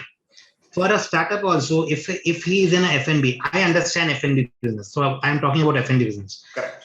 If any F&B guy, if anyone wants to put up a cafe, any kind of store, he has to create his own identity. What will be he known for? What is his USP? He has to identify his USP. Then he has to focus on his USP, and he has to create that kind of experience as per the USP. My USP is customization of ice cream. Yes. My USP is customization of ice cream. I'm an ice cream manufacturer. At the same time, my USP is also I serve in the car. That is also one of my USP. None of the brands serve in the car. No other brands serve ice cream in a car. You just go, just give a horn, and guy comes to your car and takes the order and serves in the car. Not all brands do that. That is also one of the USP. So what is what I can share in sensory branding is, there are so many other factors. What kind of emotion you want your own store? It might be just a startup, but there will be some kind of, the kind of color combination you are using. Many people think, why to give branding and all? We put some name. It will come some kind of name, put some color in the store and just start something. It will not sell. Today, products everybody sells. Even a roadside vada pav guy also will sell vada pav. But how you create a brand? With some same vada pav, people have created big brands and they have taken a lot of funding. If you just Google it, there are so many brands who have taken a lot of funding and they've created vada pav selling as a concept. Yes. So you create as a concept. Do anything but do it in a style. If you want to sell vada pav also, you do it in a style. Create a beautiful cart, do something different. That at the end of the day, your approach has to be, you are not just selling one product. You are selling an experience. Today, experience will sell. Products, everybody is selling. How are you different from others? You are selling an experience. Today, there are so many cafes in Hyderabad. People go for an experience. People just don't go to drink a coffee. Just for a hot coffee or that coffee, people are not going. How Cafe Coffee Day got evolved? It's a place to hang out. Just to do a meeting, people go and they go there and they take a coffee. Just for drinking coffee, people don't go to Cafe Coffee Day. They go, they sit for, it's an experience. They have a music, they have good service, they have good sit out, they have a sofas, they have a service. They have a finger food, light food is there, where you can chit chat and you can hang around with friends. It's an experience. So what for a startups, what is my view is, it may be any kind of business. You focus as a, take it as a concept, build as a concept, and make sure you know who is your customer. That's a basic. Actually, 80% of the businesses don't know who is their customer. They say, I am for everybody. You can't be for everybody. In Creams-11, I can't say I am from everybody. I can't say that I'm also for a roadside guy who is driving auto. For 10 rupees ice cream, you don't get in Creams-11. I am for a particular niche. You do your homework right. Whom are you catering? Are you catering to middle class? Are you catering to upper middle class? Are you catering to youth? Are you catering to what kind of audience? What is the age group you're targeting? As per the age group, you design your store. As per the age group, you do your branding exercise. Just for young kind of thing and you're focusing only to elders above 60, it will not work. So what I want to drive is, you have to be very much specific about who is your target audience, what kind of customers you are focusing. For that kind of customer, what is the appropriate branding exercise to be done? What kind of appropriate colors have to be used? Colors also plays a very important role. Yes. If you do ice cream space, you do pastel shades, you do something appealing kind of thing. If it's some other restaurant and it's a conceptual. Nowadays, conceptual restaurants sell food. Everybody sells butter naan, butter paneer masala and all. Why people go to particular chain of restaurants and all? They also, but they're selling an experience. Yes. So end of the day, I use purely create something, a concept, create a USP, know your target audience, and accordingly you move forward. Great. I think there are a lot of tips for the startups to understand the constraints, not only understand the constraints, but what to focus on, creating your own USP and executing that in differentiating yourself. And there are lots of other factors with respect to sensitive branding, with respect to basic tips of business itself that Virenji, you have mentioned. It's very good. Now, one specific question back to you from what you have spoken. Color is very important, brand colors. For your own brand, you have created what is called pastel shades, light pink is what we have seen. You started this brand in 2009 around the time, but even before that, there were many other ice cream brands, just as general competition, ice creams and frozen desserts category that we read in textbooks. There were brands, top 10 brands were there, and even now there are top 10 brands by volume and by sales and revenue. There are other brands. You had to obviously choose a different color. You couldn't have copied the color that other ice cream brands, because ice cream means it has to be pleasing, it has to have a pastel color. These are broad rules. But what was the process involved and how did you arrive at those colors that you have chosen for Creamstone? Can you please explain to us so that we learn from the process that you had undertaken? Yeah. So to be very frank, when I first launched my outlet, it was not Creamstone. It was Coldstone. We were not aware they are registered in India now. So we launched our store called Coldstone, not Creamery, Coldstone Concepts. We launched our store. But there are so many customers who are coming. Is it a US chain? Is it a US chain? In the first month itself, we thought today we have one store, anyhow we will grow. So everyone is coming and asking, is it a US chain? So immediately the third month only, we changed our name to Creamstone. And that time our logo was different. Up to 1 to 5 stores, 1, 2nd, 3rd, 4th, 5th store, our Creamstone logo was different. It was in purple shade and the length of the store was different. But when we wanted to enter Bombay market, when I told you that we want to enter in Bombay and all, then we approached many consultants and all. That time we are going to Bombay. How will this? We want to really make a very good lively store and all. Everyone said your logo is not so lively. You have to change your logo. And we thought, again I told you, it's a traditional Gujarati company. Kya karenge? Boards changing. The one board is almost 1 lakh to 2 lakhs. We did calculation. 5 boards, 10 lakhs gone. What to do? Okay, we will do a trial with Bombay outlet. And you know, Hyderabad, if I want to change, I have to change all 5 at a time. I can't keep 3 stores a different logo and 2 stores a different logo. So let's do the new branding exercise. Let's do it for the Bombay outlet. So in Bombay outlet, the first store, when we made a Bombay outlet, company outlet, we did a new branding. We had a branding agency in Hyderabad and they gave us color codes and all. This is how, the store, how you have designed in Hyderabad is typically maybe for the Hyderabadi audience. But Bombay, Bombay, the exposure is very, very high. Bombay youth is different. It's very evolving. They like a lot of bright colors. The store has to be more trendy because we never, when we out first outlet, second outlet, third outlet, as we were in the flow, how the flow was coming, we were making our store.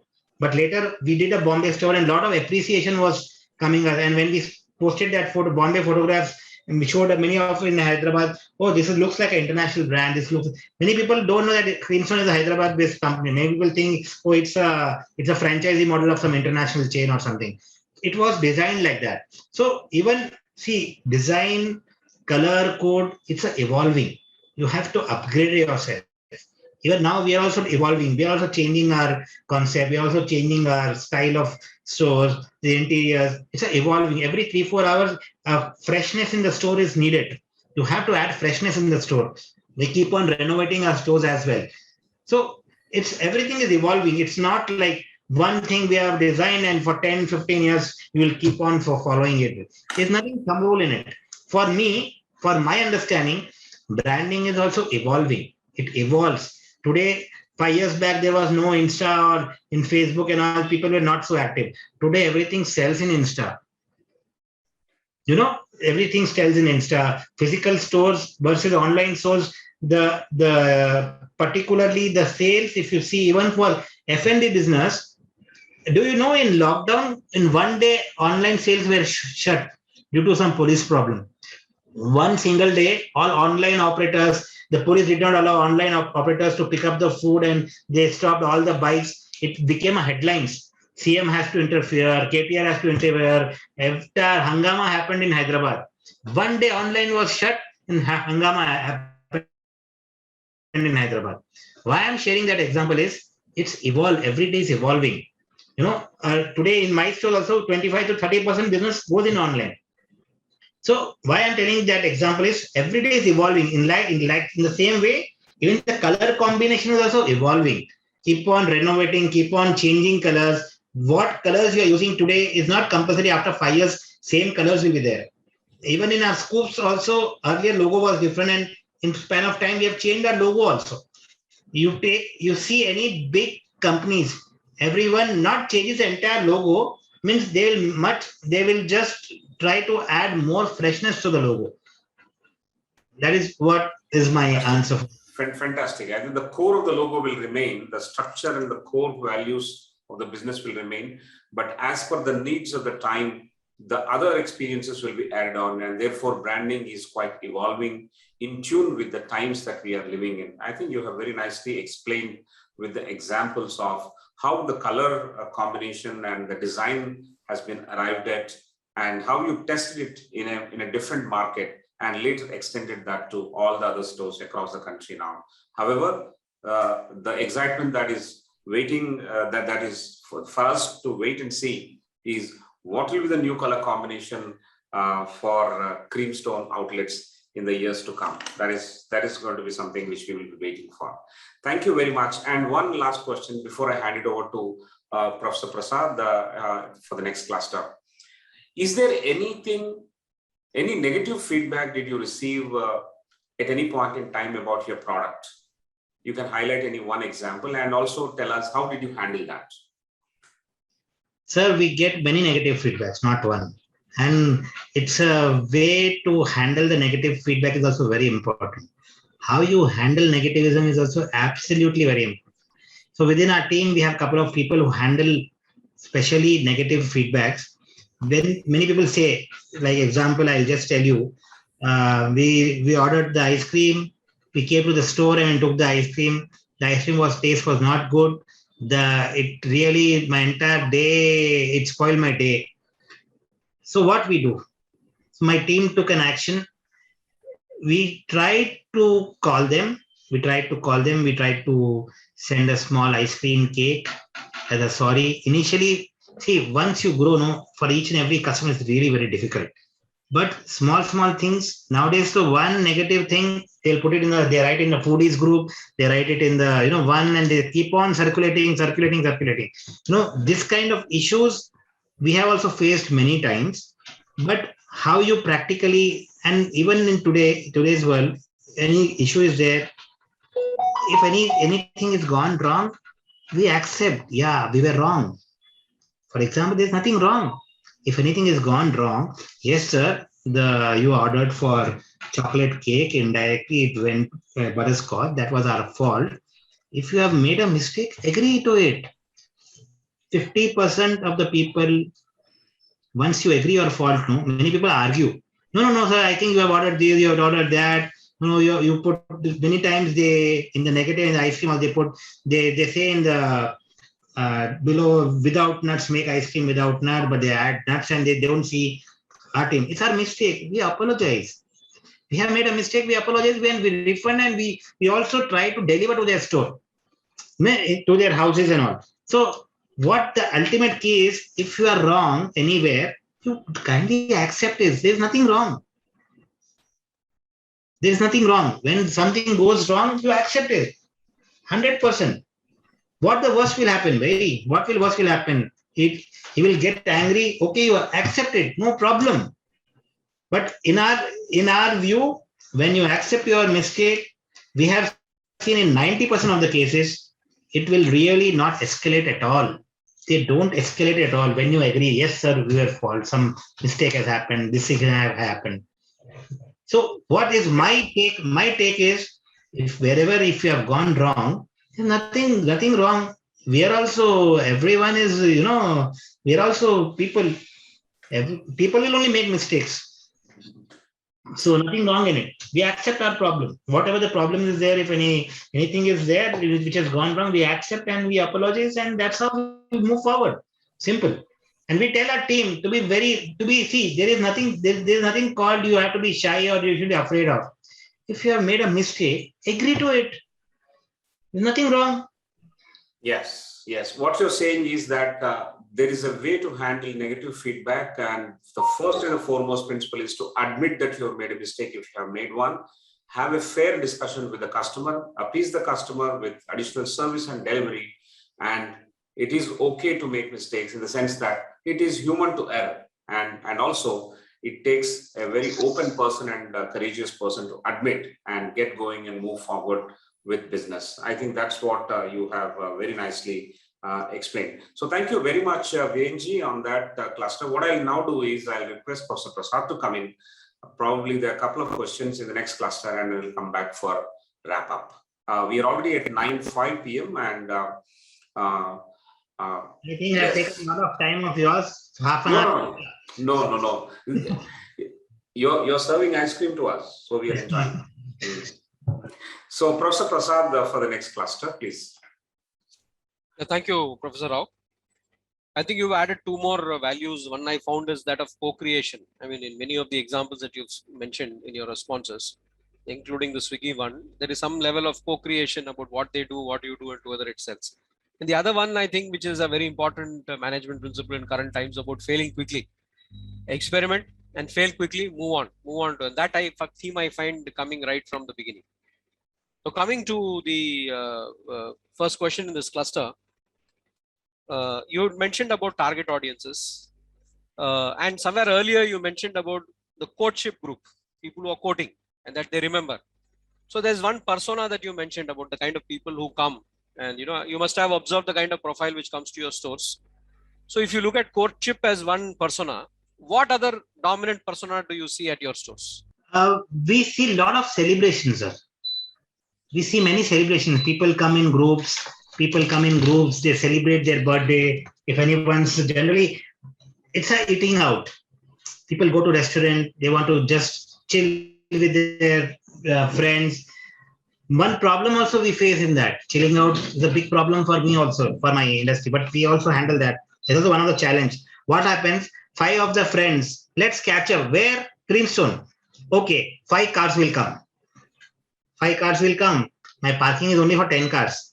5 cars, 5 friends, they come, sit, order 2 ice cream. See, ice cream is they share. Ice cream is like, it's not like people just come to eat an ice cream. It's an experience. They come, sit in the car, stand outside of the car. Sometimes what happens, I see all their neighbor 20, 30 cars, all orders, all ice creams are served. Payments are also done, but public is full. So I'm just sharing my experience. So what happens sometimes, a car is getting blocked for 30 minutes, 20 minutes, but it's okay. People are enjoying it.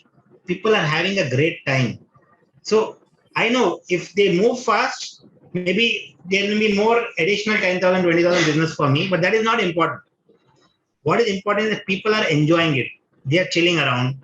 They are standing there, chilling around. That is important for us. So that is how they are like many celebrations happen. Many people have their birthday, anniversary. Many people have outstation people at their house. So they wanted to take them to somewhere they can remember. So I know so many people of them. Any guest comes, they get them to a Creamstone as an experience, because many other cities don't have this kind of concept. So they love the ice cream. They come to the counter. They take a videos. They create an experience for themselves. So we have seen many this kind of people who are coming to our stores. Excellent. I think you've further elaborated on the target groups, and I'm sure that you have designed around that in terms of how you have looked at the parking lot, as well as how much time you are okay with that, as well as the pricing that you have done accordingly. I think these are very, very useful things. Courtships, celebrations, chilling out, remembrances, lots of moments which are coming out when you look at what you're saying. Thanks a lot. Absolutely. The next question is is about the usage of technology. Now you're a premium brand and you have a lot of experience creation. So how have you used technology? How do you plan to use technology? Not just the IT. IT is one dimension. You also have materials. You also have your spacing and your location. So can you delve on that? Yeah, sir, technology in course of time, we have adapted to it. For initially, for first 20, 30 stores, we were using the billing solution, billing softwares. Then we switched to a couple of software like billing software. Couple of brands were there who were giving us POS solution. Then later we tied up with Frugal. They developed as per the customization how we wanted it. They incorporated. So for us, main thing is service. We wanted a vendor who can really give a very good service. Who can really give very good service. Because for me, at the night time, between 9 o'clock to night 1 o'clock, heavy traffic flow is there for my store. A lot of bills get generated. Suddenly the system gets hanged. Suddenly, because at a time we are doing so much billing, suddenly at that point of time at night, 11:30, 12 o'clock, who will give service to me? So we had a tie-up with a couple of vendors who are giving us software solution. They have dedicated 1 or 2 people who give us a service night. That was our part of agreement. We have paid a little premium for them because they are providing that kind of solution to us. See, IT, there are so many SAP. I am not into SAP and all, but we have made sure that whatever the currently it's evolving. Even today, my backend is not fully automated, but slowly we are getting used to it. So currently all my billing software, the billing part, the front end, everything is automated. From my mobile, I can see in which city, which store, the real-time basis, how much is the sale and all. Inventories is already done. So plus now sourcing has to be automated. Automation has not yet happened in sourcing. I want everything to be in one click of button. So we have many old people within our organization. We just don't believe if they're not able to do, just change the manpower, because there are many people who are with us for last 15 years, 12 years, 10 years. They are not so much enthusiasm in adapting to the change in IT systems and all, but it's evolving. We are also trying to train them and trying to do, but we want to retain them because we have faith in them. They have faith in us. So it is taking our own time. We are developing them. We know we are developing them. It will take time. It will take 2-3 months more, or maybe 6 months more. But we are okay to it, because the main thing today, you don't get trusted people. Today, when you have trust in them, when you have seen them, when required, they are there 24/7. during COVID time also, when entire city was in their house, they were on their toes delivering. They had so many problems. We had passes for them. They even after 6 o'clock there was a curfew. They used to come. They used to rush to their house, taking so much pain. They used to come. The risk also was there. The entire family was in risk if anybody gets COVID or all. But we have taken care of them. They have taken care of us. So when we needed, they were there. When they are needed, we are there for them. It's purely that kind of bonding what we have with our employees.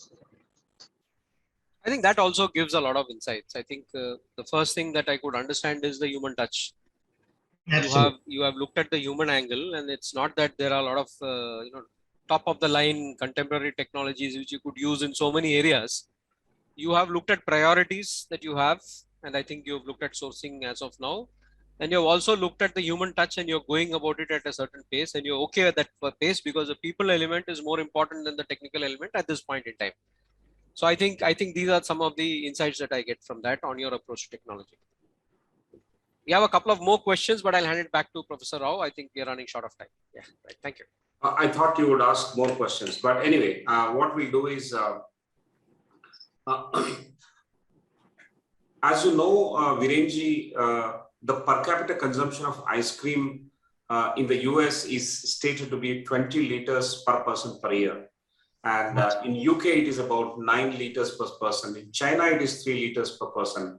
Whereas in India, it is still at 400 milliliters. How do we, what do we have to do with various stakeholders to increase the consumption of ice cream in India? Yeah, that's a very valid question, sir. So first of all, if you compare with other countries, Indian culture is different. The way India thinks is different. The way consumer behaves is different. In US, it's heavy snowing. If you go to Chicago and now it's if you see outside, it is totally white carpet, totally snow. People love to have ice cream. Their consumer behavior is different. In India, if it rains once, don't eat out, you will get cold and cough. Simple. Last month, we have seen dip in our sales. Last month in January, entire food and beverage industry, there was a spike in COVID cases. As a spike in COVID, don't have cold items, don't have cold and all. Even in wedding, see, the biggest thing what we have seen in India is when you want to pay, when you want to pay and take anything, there will be a lot of issues, cold and anything. And last month, there were so many weddings for 1,000 people, 500 people, 600 people. Entire 600 people had ice cream. That time, there will not be cold or cough or anything. I'm enjoying as you are giving the examples. So, this is a live expertise. These all things are not available in business school, sir. So I am just sharing what I am seeing personally. In a wedding of 300 packs wedding, they've ordered for 200 ice cream. The shortage of ice cream, they again have to send 100 ice cream. Got it. I was thinking people will not eat because of cold and cough and all. Everybody is enjoying ice cream. When they want to buy an ice cream to a store and go, that time they say COVID, cold, this say that, they'll tell 100 things. So, but even though we have seen sales dip was there in stores, but in wedding segment, people who were planning for 1,000 packs party, they have reduced to 300 or 200 or something. Volumes have come down, but whatever 200-300 came, they enjoyed the full ice cream. So, why I'm addressing this issue is how people behave in India is different. How people behave over there is different. The availability is also very important. India is a very huge market. Today, we are in an urban city. We are in a city. There, Telangana blessings. We are blessed to have Telangana government. If you recollect, before Telangana government, there was a lot of power cuts. There were 2 hours power cut, 3 hours, 4 hours power cut. There was an industrial holiday. For entire one day, there was an industrial holiday. But after Telangana government has took over for last 7, 8 years, 9 years, we have never faced any power issue. Because the power issue is there within a state is there, but in other cities, if you go and all, in small towns and all, there is no refrigerated facility. There's no cold chain. Once the cold chain increases, the ice cream consumption will also increase, because we are talking about urban market today. Hyderabad is an urban city. Hyderabad consumption is good, but you go to villages and all, there is no proper vendors. There's no electricity. There's an electricity problem. There's refrigeration problem. There are no cold chain facility. There's no cold storage available. And if they have cold storage also, per capita, the spending habit has not yet come up over there in small towns and all. People are there to spend, but they spend on what? They spend on gold. They spend on so many. The eating out culture is developing. Even you go to small towns within Telangana also, small towns, how you have culture in Hyderabad in night 10 o'clock, 11 o'clock, people go for a drive and have something. If you go to small places like Nizamabad or maybe anywhere, if you go, you will not find hotels or restaurants after 12 o'clock also. You'll not find anything there's no drive out place like you go out and spend, but they have a lot of money. Rich people. Hyderabad land rates in Nizamabad and maybe Karimnagar and all on par, or maybe sometimes Karimnagar will be higher than Hyderabad. But people have money, but that eating out culture will take its own time. So the cold chain, the roadblock is a cold chain culture, can say the consumer behavior, everything matters, but slowly it's growing. Yes, very optimistic to learn from you that it's slowly growing. It's about culture, it's about infrastructure. More than what we see in other countries. Other countries probably are more urbanized and their infrastructure is well in place. Their distribution and the cold chain that's in place is very of a different order. Uninterrupted power supply is of a different kind altogether. But things are quite interestingly changing, as you've given the example of Telangana and other states. In all the states where you are present, at least the infrastructure is extremely good. And that's a blessing for businesses like this, where you can sell ice cream and a large number of people can consume. And not only they consume, but they also consume more per capita. So that's a fantastic, optimistic note. So Virenji, there is one more question that is, initially you mentioned that your outlets, some of them have mistaken that you are a foreign brand. The colors that you have used in Bombay to start with, the Creams-11 outlet, the pastel shades and the combination and the design, they say it's an international brand. So would you want to maintain that kind of positioning? Would you like to maintain that you appear like as good as any other international brand? Would you like to maintain that? See, everything is evolving. Mm-hmm. I don't want to be like an international brand, but I want to be as a young brand. See, because what is the target audience I am focusing on? As per the need of today's market, I want to change, the interiors, I want to be as per own market. I don't want to be like today, if it is a pen drive market, I want to be a pen drive operator. Today, if it's a CD market, I want to be a CD market. Today, if it is an audio traditional, that cassette market, no, I will not do cassette model. I only do pen drive. It's not like that. It's evolving. We are also learning. We are not specialists. Every day is a learning day. Few things, our office boy has taught us few things. There is no shame. We might have studied in big colleges and all, but there's something, the ground reality, the connect, what is there, a ground reality. Only we have to keep only two things open. One thing is keep our eyes open and keep our ears open. Many people don't do. Only big AC cabins and conference hall, if you do meetings, that will be only for all jargons will only come up. But when you connect with your own team, ask their suggestion, sir, kya dikhta hai, bhai, kaisa chal raha hai? Many, our delivery boys have taught us so much. There's no shame, nothing shame in it. Our delivery boys have taught to our logistic manager. So ऐसा we will do something like this. ऐसा करेंगे तो ऐसा आएगा. ऐसे करेंगे. Temperature इसमें loss हो जा रहा है. So our delivery manager was saying, no, we'll put this system, that system. Sir ये पूरा नहीं चलता सर. ये practical problem field में ये problem आ रहा है. We told, okay, go ahead with his work. जैसा बोले ऐसा करो ना. तो नहीं सर वो नहीं चलेगा सर. करके तो देखो क्या होने का है. What the worst will happen? Fail होगा ना. उतना ही ना. But try करने में क्या है? Once the guy, when the office boy is telling, sir ये करके देखो sir, अगर ये successful नहीं हुआ तो मेरा salary मत दो. He told us like that. I was shocked. What is he saying? A guy who is earning 12,000 rupees, he's telling his confidence. Let's see his confidence level. His confidence level is saying that definitely it will work. Means I wanted to give a try. Nothing wrong in it. I'm not losing anything by implementing that. And we have implemented we personally monitored for a week and it really worked.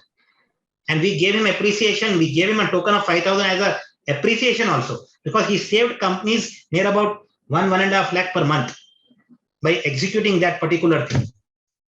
Means why I am sharing this is there should not be any kind of ego or shame. Anyway, what happened? Senior managers in our organization are drawing 3-4 lakhs a month. They will be thinking, what he knows, I know everything.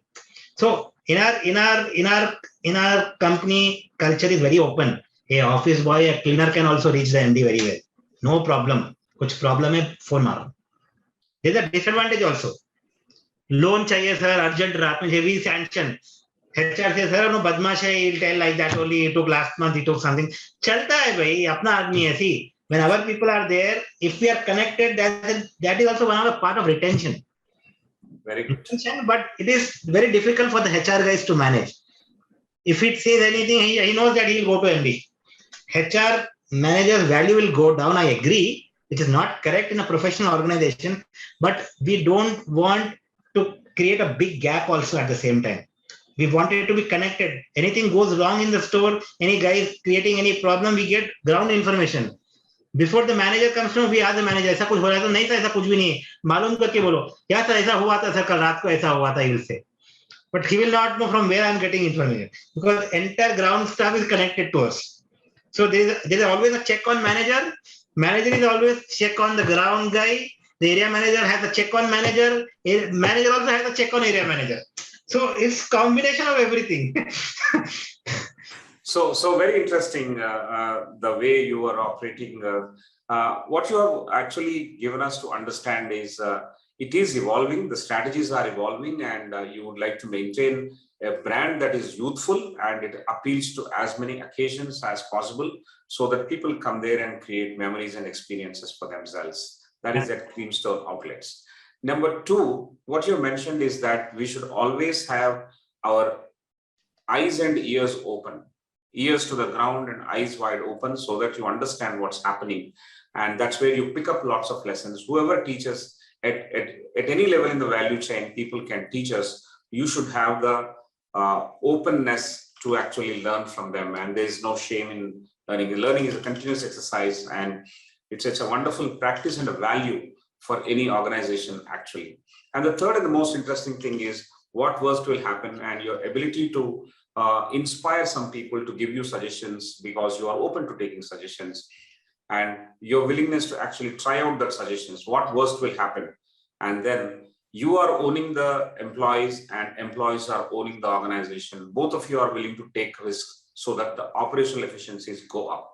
I think that's a fantastic template you're following. So before you say that you're a traditional Gujarati family yet again, I will say, and also before you say that we don't go to big business schools or institutions or universities to learn. There's a great deal of learning by practice, learning by execution, learning on the job that you have actually highlighted. So there are great insights, and institutions, well-meaning institutions and business schools like ours, we always learn from practice. We always learn from the ground. When we interact with people like you, we borrow those aspects and then we try and keep as less a distance between the theory and the practice. And these practices are evolving.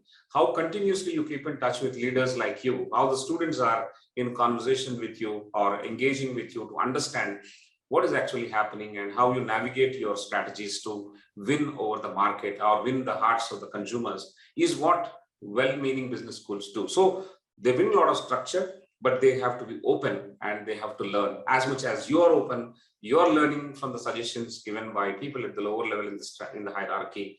I think those are the values and lessons that one has to cross-pollinate into the business schools and institutions. So that's a fantastic template yet again for us. So the next question is, there is a question from the audience and I'll raise that question myself. Ms. Lavanya is asking, is your USP good enough to tackle the likes of Häagen-Dazs, which has been available in select specialized food stores? It's a very specific question. Sir, it is evolving. I from the starting of my session, everything is evolving. There is no full stop. There is always a comma. Today I am only selling ice cream. I don't know. Earlier we were only selling ice cream. Later we added thick shakes. We added milkshakes. We added some jar desserts. It's evolving. कैसा market evolve करेगा हम वैसे respond करेंगे. But before, if people, we monitor consumer behavior very closely. We interact with the customers. When we interact with the customer, we come to know the pulse, what they want, what they are liking. Accordingly, we are also evolving. Every day is a learning day. Today, I'm selling ice creams, jar desserts, I'm selling milkshakes, I'm selling shakes. Tomorrow, I might also sell a part of finger food or something. I don't know. I'm not selling any finger food as of now, but tomorrow, if market demands, I will do it. I don't know. Maybe it's evolving. But once I execute, I will execute as a brand everywhere. For example, we opened the store in Delhi at Connaught Place. Over there, winters are really very cold. Delhi winters are really very cold.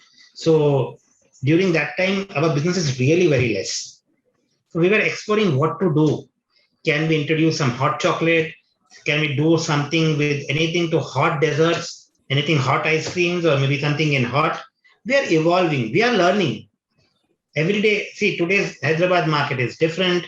Your Vijayawada market is different. Your Chennai market is different. Your Pune market is different. Your Delhi market is different. Your Indore is very cold during winters. So that time our sales is very less. So how do we come up?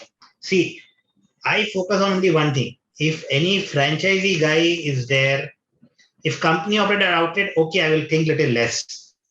But franchisee owner means I have to make him profitable. He's in a business to make profits.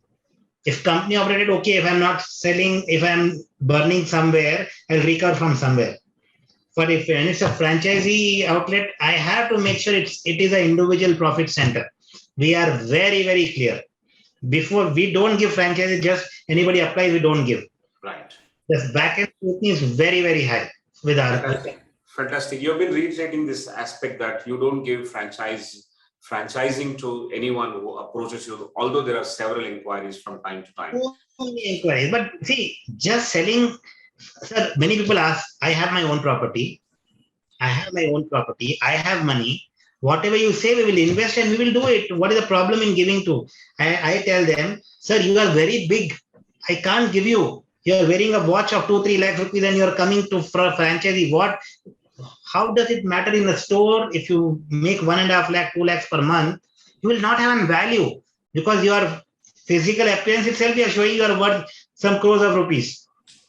We want people who value 1-2 lakhs rupees. We don't want big shots. We want people who are desperate in owning the business and running the business.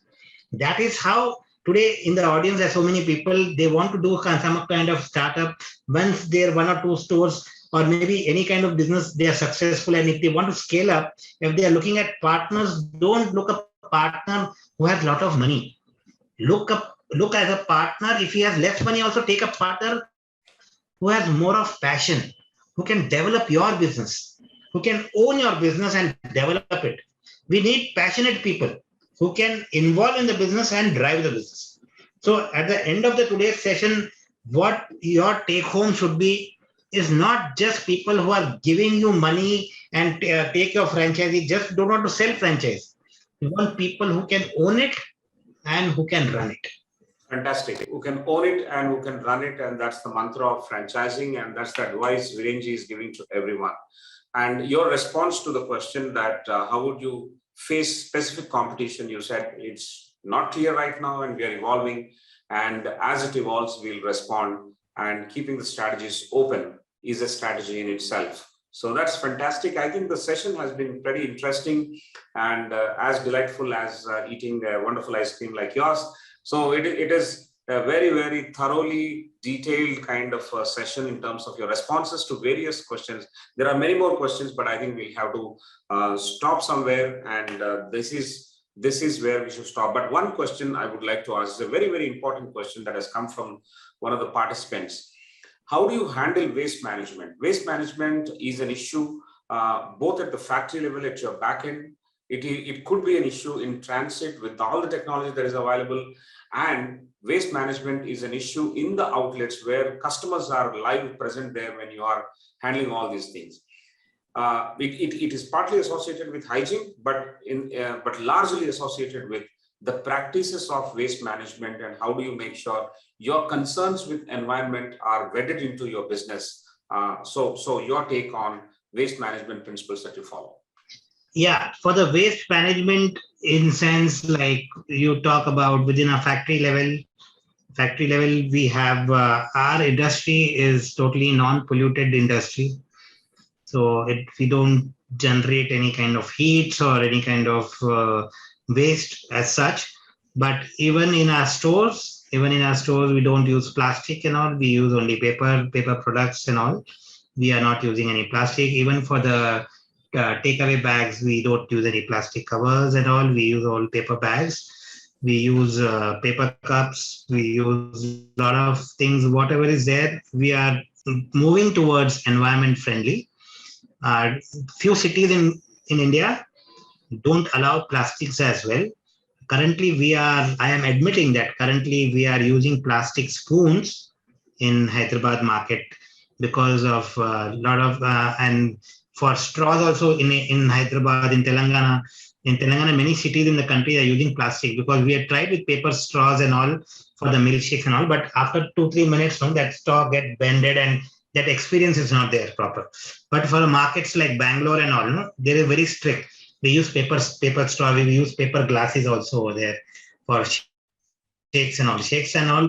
So we are moving towards the waste management, and there is a lot of the question is on waste management. I agree that, but at the same time, also want to highlight on one particular thing. Generally, people who scale up in F&B business, there's always a big problem of pilferage in your store. Sometimes they will not bill it. Sometimes they will do things. So many times you see that some small hotels and all, they don't want to expand because they say, only one person is there. How can I expand? Cash flow ever? No one to sit on the cash counter and all. So my personal thing, how my elders have taught us, is purely you 3-4% don't go depth into it. I might there is a pilferage in my outlet. I know there is a pilferage of 2%. I know. I will see as a holistic view. This particular store I invested 50 lakhs. This particular store, the salary is so much. This team, how much is it earning for me? Is it earning 5 lakhs, 6 lakhs, 10 lakhs, whatever it is? Just for seeing for 2,000, 10,000 rupees or 15,000 rupees for 1% or 2%, I don't have to physically go and sit on my cash counter. Otherwise, I could not have created chain of stores. Pilferage is there in big brands also with big softwares also. But thoda dil bada rana. Then only you can grow. Some things you have to oversee. Right. So you're on your way to adopting various techniques of waste management at all the touch points in your value chain, and you're also conscious that there is pilferage, and we need to have a bigger heart to oversee certain things in a larger chain of outlets like yours. This is possible, and we'll try and contain it, but invariably it happens, and this is what we have to grapple with. Thank you very much for that. There is one suggestion from a participant. Probably you can evaluate that, Mr. Viren. Krista Simon says, we suggest you to try out straws made out of coconut leaves. Probably that's one thought, and one can. We can explore. As I said, we are always open.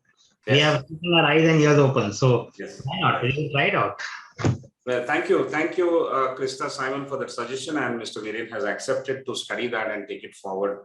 So, ladies and gentlemen, we have come to 127 minutes of discussion and presence on this topic with Virenji, and I think we should summarize and wrap it up and then go home or go back to eating one of the fantastic ice creams given by Cream Store. There are several highlights, and I'm going to do it in a bullet point kind of format. You said that brand is a promise, and you need to have that trust created by various elements so that they come back to you and you deliver that, whatever you have promised. Live counters create customization possibilities, and therefore there is a curiosity with the value addition that is possible through customization, and people will be always interested in that. Jo dikta hai wo bikta hai principle is very important. Therefore, appealing colors, appealing to various senses through sensory branding is important. Not just dikta hai, but how it creates the memories, how it creates the occasions, how it creates the touch and feel, and the way you experience the store itself. The golden rules that you have for franchising is very interesting, and I'm sure your focus on unit economics and trying to be sustainable and sustainably profitable for the franchisee is an amazing value, and that is going to hold the business in good stead. Not just yours, but your advice that everyone else will be should be looking at these kind of activities. The smart promotions that you're taking up with collaboration with stars in the movies is a very interesting aspect, and your focus on technology in terms of zero defect and zero effect kind of thing is a very interesting lesson for us to learn.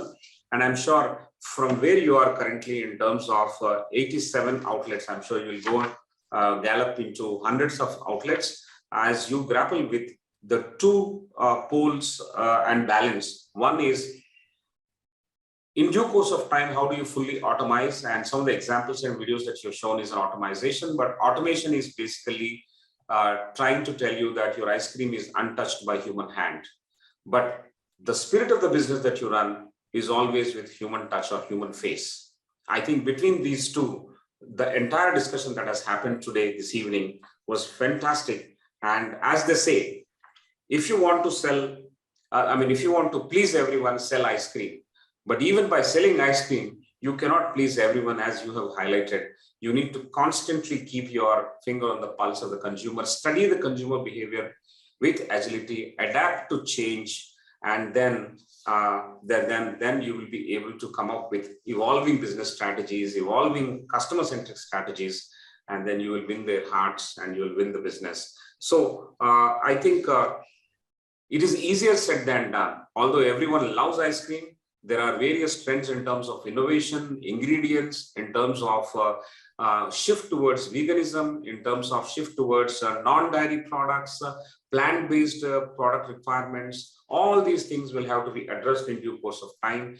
And with support from government and evolving cultural habits, we hope that the per capita consumption of ice cream will go up from at least 400 milliliters to at least 1 liter per person per year in the years to come, at least in the next 5 to 10 years. And I'm sure it will take a little more time also. But with interesting concepts like Creamstone, the country is bound to increase its appetite for ice creams, and their yearning for newer concepts will always be addressed by dynamic entrepreneurs like you, Virenji. So thank you very much for actually making our day. It's a very interesting session, and I'm very thankful to you that you have come across our platform and you have shared your values, you have shared your lessons, and in your own unique style, the typical traditional Gujarati family, the Indian Jugaad attributes, and your beliefs in creating your own USPs and unique features and maintaining those things throughout, and then steadily and slowly changing and evolving the formats and the way you appeal to the consumers. Everything has been very fantastic. And I once again bring it back to you that in spite of the fact that a lot of lessons are learned on practice, on the job, in the industry, on the ground, there is a greater requirement to marry the structure of an institution and a business school. I think you yourself has done that. You have studied at Indian Institute of Management, Ahmedabad. Your program there is a very noteworthy program. And I'm sure if it remains at the back of the mind, other things will focus. But education is something which will not be visible tangibly in front of you, but you will be intangibly governed by education, and then it will work wonders. We will invite you to our business school one day. You can talk to our kids. Today, the people who are on the screen are not our students. They are practicing managers or practicing educators or working professionals with an average work ex probably around 6 years from across the country with various sectors like technology, engineering, education, sports, various other forms and sectors that they come from. Everyone is here to learn the leadership lessons. And I hope today we've been able to serve some lessons with the interaction that we have organized with you. So thank you very much. Viren Ji, once again, thanks on behalf of all of us here. It's been a very interesting session. And we would like to also thank all the participants who have relentlessly stayed with us and supported us for every session. And we will continue to see you without any interruption on every Friday at 7:30 p.m. with our leadership conversations. So till we see you next week on February 18th with yet another leader, with yet another industry or yet another sphere of life where we can learn leadership lessons.